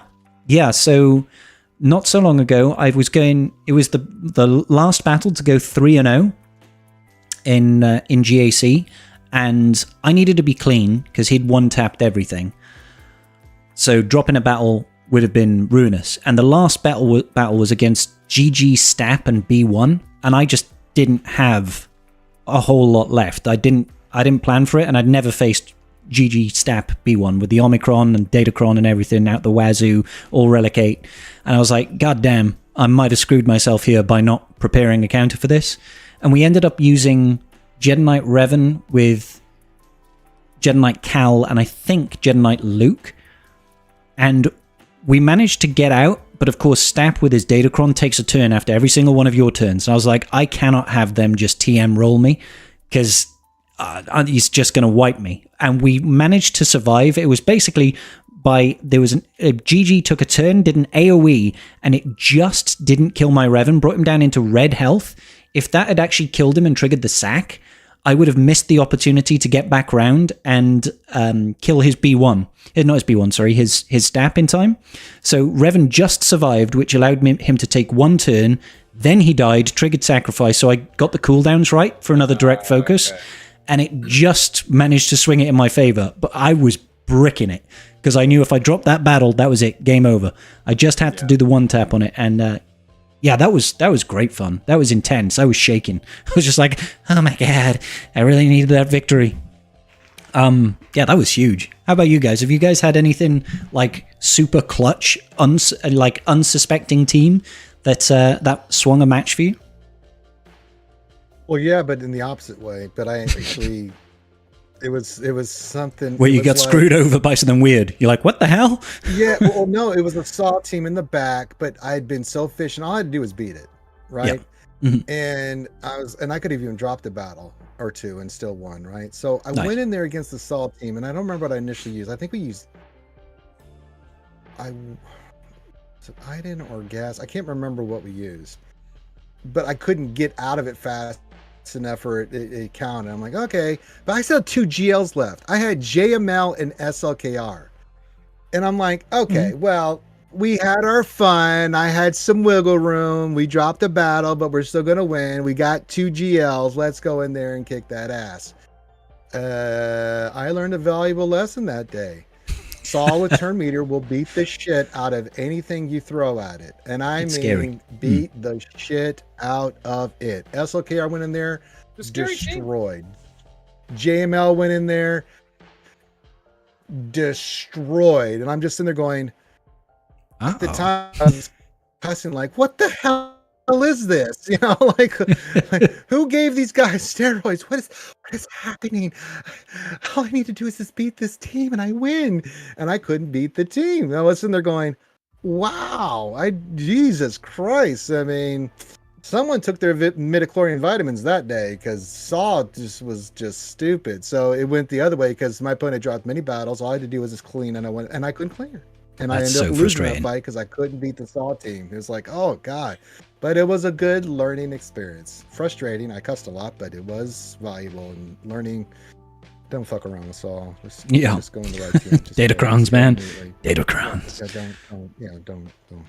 No. Yeah, like I said, that Saw Cherot base team was by far my best performing defensive team since the Kron has been released. It's huge. It's crazy. When you can like sometimes manage to get like Dash Han Chewie to just barely kill like I would call it Cherot just enough so the Dash AoE can take him out, and you can like maybe get through. It's not fun. It's not easy. If you don't kill Cherot right there, then you just will not beat them. You're just done. Sorry. And sometimes it's like you do just kill Cherot, but then all of a sudden Baze is like, oh, I'm gonna one tap you, boop, and you just die. You're like, oh crap. Yeah. Ooh, okay. Yeah. Well, good talk. It's a scary team, man. It's a scary team. So how about you, Wolfie? Any cool Theorycraft comps or unexpected victories or losses? I mean, not really. I'm trying to think of anything like ridiculous that we really did this season. We had like a lot of stupid solos. You know, loads. I had faced a lot of opponents who really shouldn't have been in Kyber 1. Like my last round opponent was missing 2 GLs. What the So I got deuce? to take Bo Solo versus Lord Vader again. So That's I mean, always if you fun. want to call that a crazy clutch win, like Bo Solo, Lord Vader, that was wonderful. And it just Tuscans are doing lots of work. A lot of the things are really doing really good. Traya has been failing for me horrifically. Oh my god, really? Traya versus Inquisitors has just been Oh, It that can't happen, sketch, yeah. yeah. dead for me. I stopped using it. Dead. Yeah, But hey, I'm not using that anymore. You could take your Gungans now, Wolfie. I mean, Yay! hell yeah, hell yeah. Like. I'm trying to think of anything like crazy things where somebody pulled through. Hondo probably did something, right? We'll just go with Hondo. I think Hondo killed something. Yeah, Hondo killed Reva. Yeah. Yeah, sure. Why not? We'll go with that. Don't check Wolfie's GAC history. So Datacrons have been a feature for Saga for many years now. Yeah, a couple of years, I think. How do you think players' attitudes towards Datacrons have evolved in that time? Have they remained the important aspect of the game, or other features take precedence in players' minds? I definitely think Datacron's sentiment has changed for some people, not for everybody. I definitely think they are still the deciding factor in high-level PvP play. It's still popular to hate on Datacrons. So for you sure. Still hear people saying, "Oh, screw Datacrons. Datacrons are the worst," because they think it's the cool thing to do. So you'll hear a lot of people who are just sort of just mindlessly repeating, just fuck Datacrons, whatever thing, just because it takes thought to learn and how to use data. It's just so you hear a lot of people hating on them. But personally, like when Datacrons first came out, I was a little bit iffy on them, but it was just because of how they were initially released. Like the initial release of Datacrons was with the 4 times the 4 times whatever ult damage for Rey. 75% additional damage per living ally. It was insane. The crazy Raycron, the 300% ult, I guess, over there. All sorts of like the crazy stuff that existed in those crons. And I think that they have done a decent job of toning things back a little bit. So they're still very good. Don't get me wrong, they're still very powerful, but they are not nearly as toxic as some of those crons were in the past. You think the Lord Vader Infinite Crush cron? Ugh, gross. Just literally dodge. toxic. That belongs in room 101. Coupled with dodge was that one. Some of these crons were just absolutely toxic. And there's still some very powerful ones. I was just talking about using Bo to solo Lord Vader. There's still a lot of very good stuff out there. But it's not as toxic on defense as they have been in the past. So, yeah, they can still be in moments toxic. Then that's more of like if you don't have the right Datacron to counter them.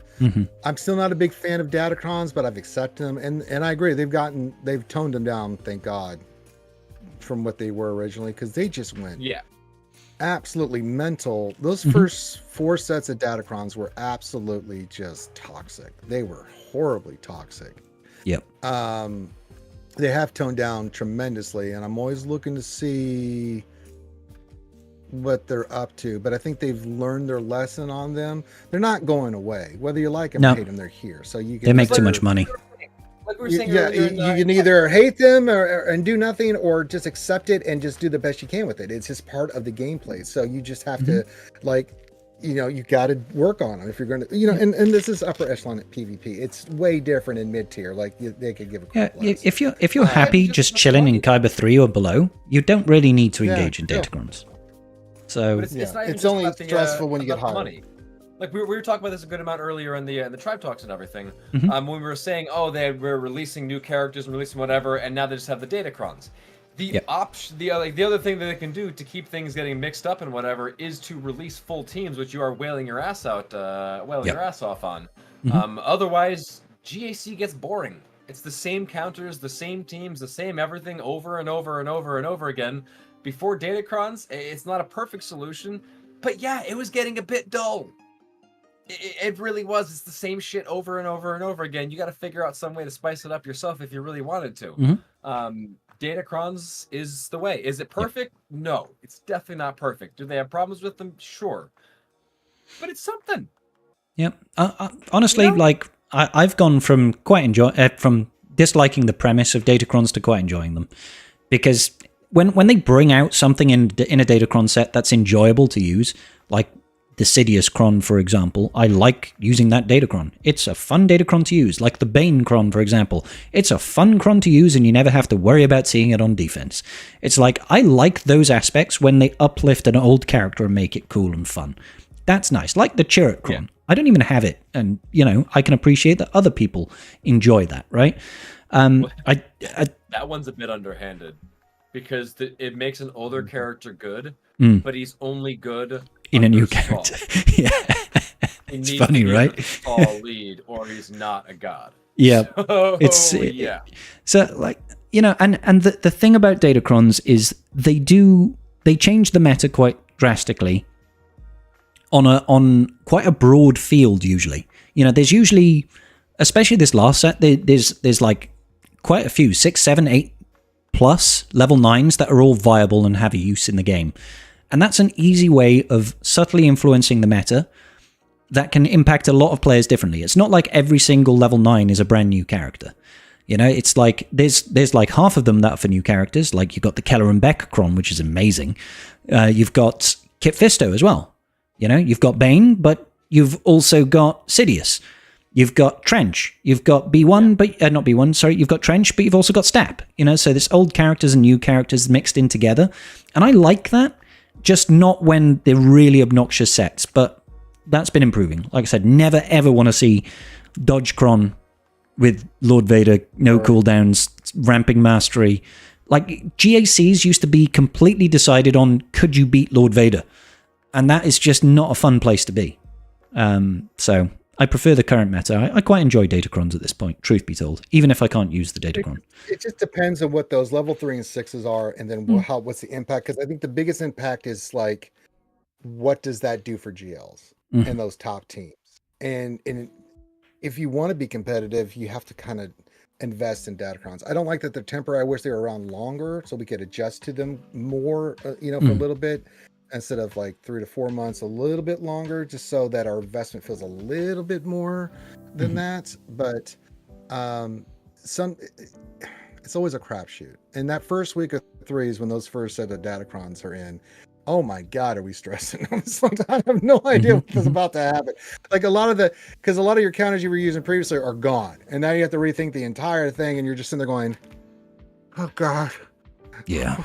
What is this? It's like, what do I use? Bro, it's awesome. It's mayhem, man. It's crazy. It's just the Wild the best. West. Throw shit at the wall and see what sticks. The Wild West was not fun. So it does add spice to the game. I agree with Wolfie on that, but it can also be frustrating because when you don't have the right Datacron and you go up against one like a Ray and she obliterates you, you have no answer. Like you just don't. If your counter doesn't work and you get screwed, you're screwed. Yeah. And that can be frustrating with them. So there's a balance aspect of Datacrons that's really tough. But I will give CG credit. The stats and things have gotten way toned down. Yep. So they're very much more like we had deflection recently, right? Yeah. Which is half of dodge. So they lowered the amount that we could hit on that by a little bit. So even if you had really good rolls, you could max out like 8. Well, you could theoretically max out 100% dodge, I think. Deflection, sorry. But you're more likely to get somewhere in the region of 70, low 80s sort of thing. And that's still a lot. But even in my area of Kyber 1, I never really came across many people that had anything over 70. I had one at 75% and it had a couple of holds, but because it's only for special attacks and there was also accuracy in the Datacron set, it never felt as bad as the original Dodgecron. Yeah. Excuse me. Sorry about that. Bless you. Thank you kindly. But yeah, I feel like they have changed things a little bit.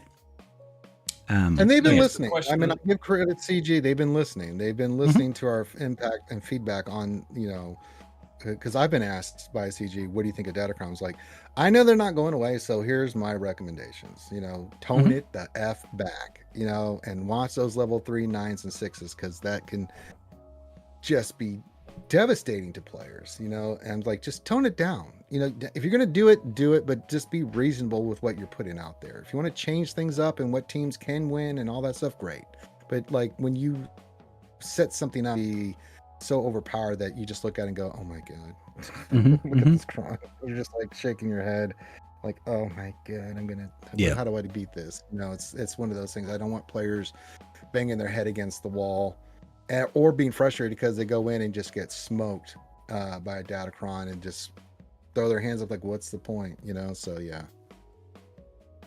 Yeah. Oh yeah. All right. To the actual question of, do you think players' attitudes towards Datacrons have evolved over the years? I hope so. Yep. They still get a lot of hate. Yeah. Well, mine certainly has changed. My opinion, like when I first saw it, I was like, "What do you mean we've got to spend all this time farming for these things and then they disappear?" Like, I was very grumpy. But now I've just kind of accepted it, and I'm just like, yeah, okay, it's fine, whatever. Yeah. Extending from 3 months to 4 months was good. Yes, I agree.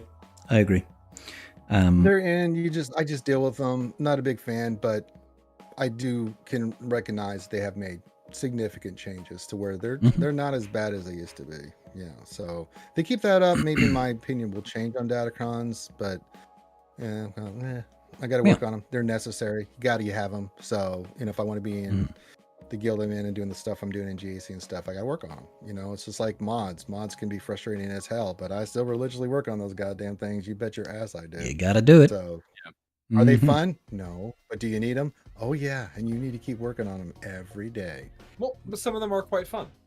Yeah. But, yeah. Not unless you have the Illuminati watching you and screwing you on your rolls, all right? You don't have the Illuminati coming after you, Wolfie, so I don't want to hear it. It's a bold assumption of you to make. No, that's been proven. I've had the NCG on there and said that they have a dial for me with the Illuminati. It's been proven, damn it. No, I mean, bold of you to assume they're not also after me. Yeah, I think Wolfie has got the Sheriff of Nottingham after him. Yeah. So that I may. That I may. The Sheriff of Rottingham. Yes. So, Baldman comes in with will the new Qui-Gon and Obi-Wan unlocks have the same format as the Gungans? I think he's talking about the special marquees. And I'd say Magic 8 Ball looks like no, which makes me very, very sad. Very, very sad. They said it was a trial for this, right? And it won't necessarily ever happen again. Just keep it. We like it. Come on. I love it. It actually gets me to spend in the game. Yes, you know? And it's legitimate good value. Even I, who hates rolling those packs for Swevens, like, I'll take some Swevens because, goddamn, that's a good way to not have to spend extra crystals. It's actually very efficient to do it that way. So, yeah, it's a shame. Oh, well. Maybe we'll get lucky. Yeah. But I think chances are very slim. Which makes me very sad. And can my next sub goal be the GC army? You get the hell out of here, Round Board Man. You get the hell out of here. Sure, 1,000 subs. Yes. And you must complete it in the next week. In the next 30 seconds. Go. Unless I somehow turn out like Pirate Software and just, magically... $55,000. 8 million bits. I'll do anything you want in game. It's like, here's $1,000, Ranger. Put the Galactic Challenge Omicron on. Sure. And you're like, with joy. Absolutely. With joy. Absolutely, I will do it. Yeah. What? Roll a bunch of Swevens? Got it. I'll do it for fun. No problem. All right. Looks like our last question then. So, what level do you think CG can integrate into the characters? What next level? Sorry. So next form of progression do we expect to see? While doing more Relic levels is possible, I doubt anything above Relic 10 is going to come out. Mods have reached their prime for their perspective. Is there another... So what's the next type of progression in the game is I think the essence of the question here. Yeah. It's quite an interesting one. Wolfie, do you want to go? I mean, like I said, Relic 10 is probably going to be the max if and when it eventually ever comes out. I mean, there's like the note in Omega's Omicron and whatnot where they have like, Relic 10 max, something like that. So that's probably not going to go beyond that. Mods, I wouldn't be opposed to going to another level of the mods, but at that point we're just taking all those mods we have that much further. Which again, I wouldn't be entirely opposed to getting another another level of mods above all of that stuff. 7.mods. Yeah, 7.mods. We had it once upon a time. No, so I think for like the relics and whatnot, they would need to make like another sort of lateral kind of system. Right? Yeah. I mean, would they still have to use all the gear though? Because like the mods, not the mods, the relics still use gear to break down into your relic material. Yes, correct. But not so all of them. Yes. There's still Just some the Gear ones 12 that hurt plus the most. pieces that I've got hundreds of. And I'm like, let me use this for the Java scavenger, please. Yeah. You won't. It'll be furnaces again. It's like, oh. Oh, God. Yeah. Jesus. So yeah, what would that side progression system really be? I mean, really, besides Relic 10, we haven't really had a whole lot of discussions as to what another like progression system would really be in that. Level. You know, they have like the different abilities and all that sort of stuff, but Because we've obviously had like levels, gear levels, relic levels, and ability levels, right? You know, we've gone up to omicrons now. Originally, there were no Zetas in the game. We started at, was it Gear 8 was the cap, or Gear 7 was the cap, and now we're at Gear 13. Theoretically, they could keep on adding gear levels. They could add additional levels, but I think the way that interacts with gears and relic levels, it would be a very slippery slope. Yeah. Like, even going to level 90 would drastically inflate the stats that we have to such a degree that it would be like the single biggest impact on the character's stats. So I think it has to be something entirely separate. And what that is, I have no idea. Genuinely no clue. I do think we'll see Relic 10 though. Just because I of agree. Relic 10's coming. Omega's Omicron. It says there's a cap of level 10. There's been some other stuff that we've seen. Is like, okay, Relic 10's there. They just haven't done it yet. But outside of that, it's leveling up to 90 or 100. This game just, good God. Could you imagine the credit cost? Ugh. Take your whole roster, an extra 5 levels. Bearing in mind how much it costs, I think it's something like 5 million to go from level 50 to 85. So taking 8 million in total from level 1 to 85 right now. So it's Yeah. roughly 7 to 8 million. but So if you add a couple more it's million top to that, ended it's like- is the thing. It's like I said, just from 50 to 85 is no. 5. So it's like Yeah. 85 to 90 is probably going to be an extra 2 or 3 million. And do that for the, how many characters we got? Like 250 plus characters now? Yeah.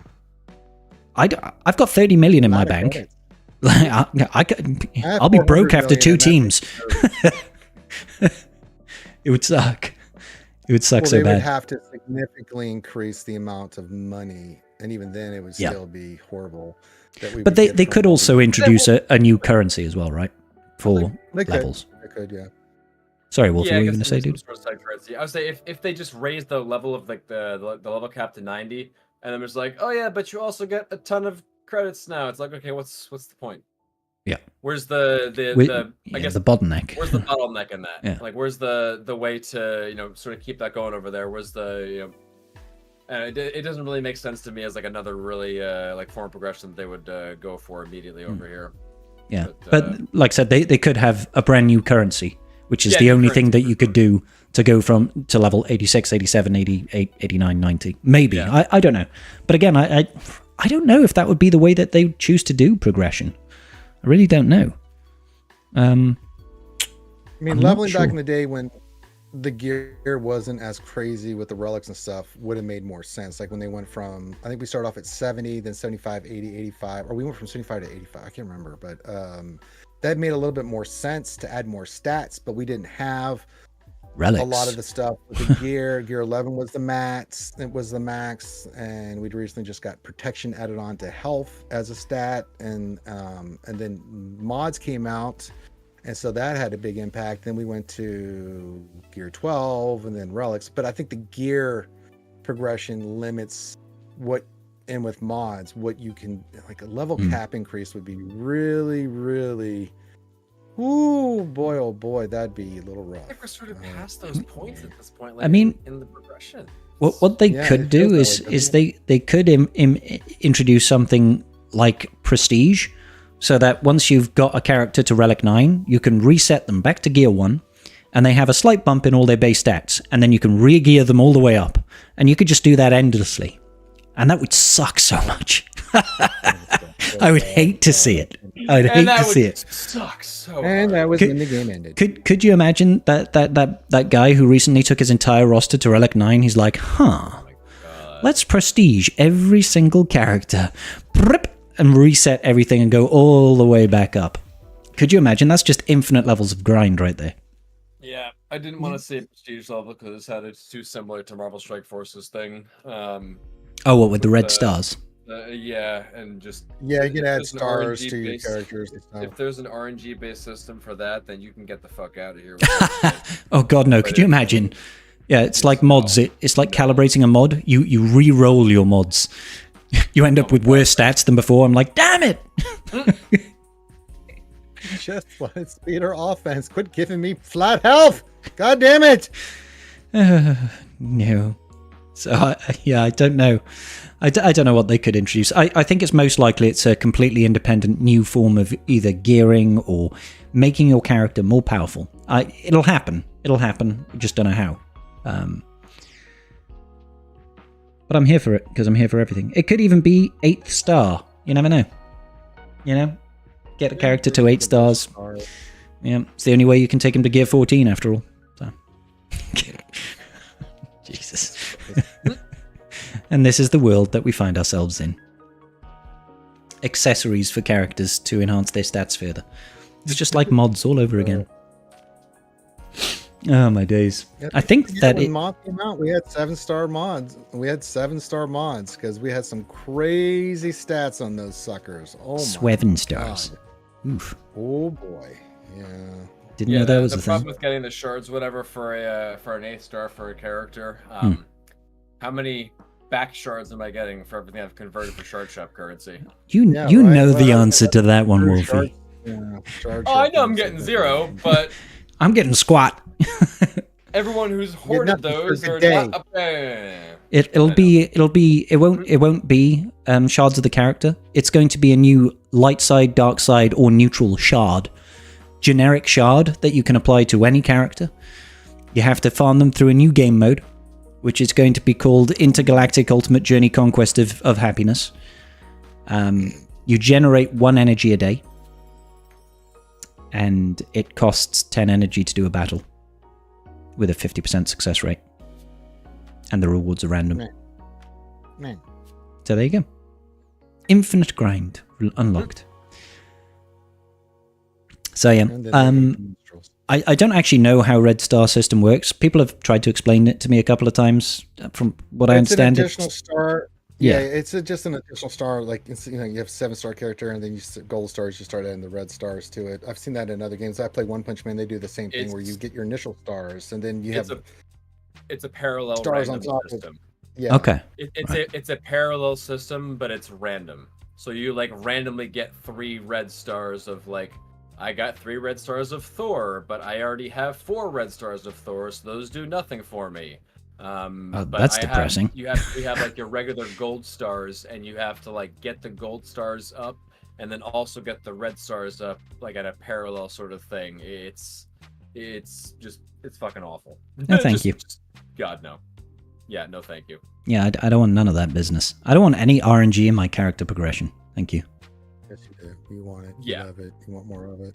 No, I want none of it. No, thank you. We'll No, tell thank you what you'll love, Scribe. I tell you what I love.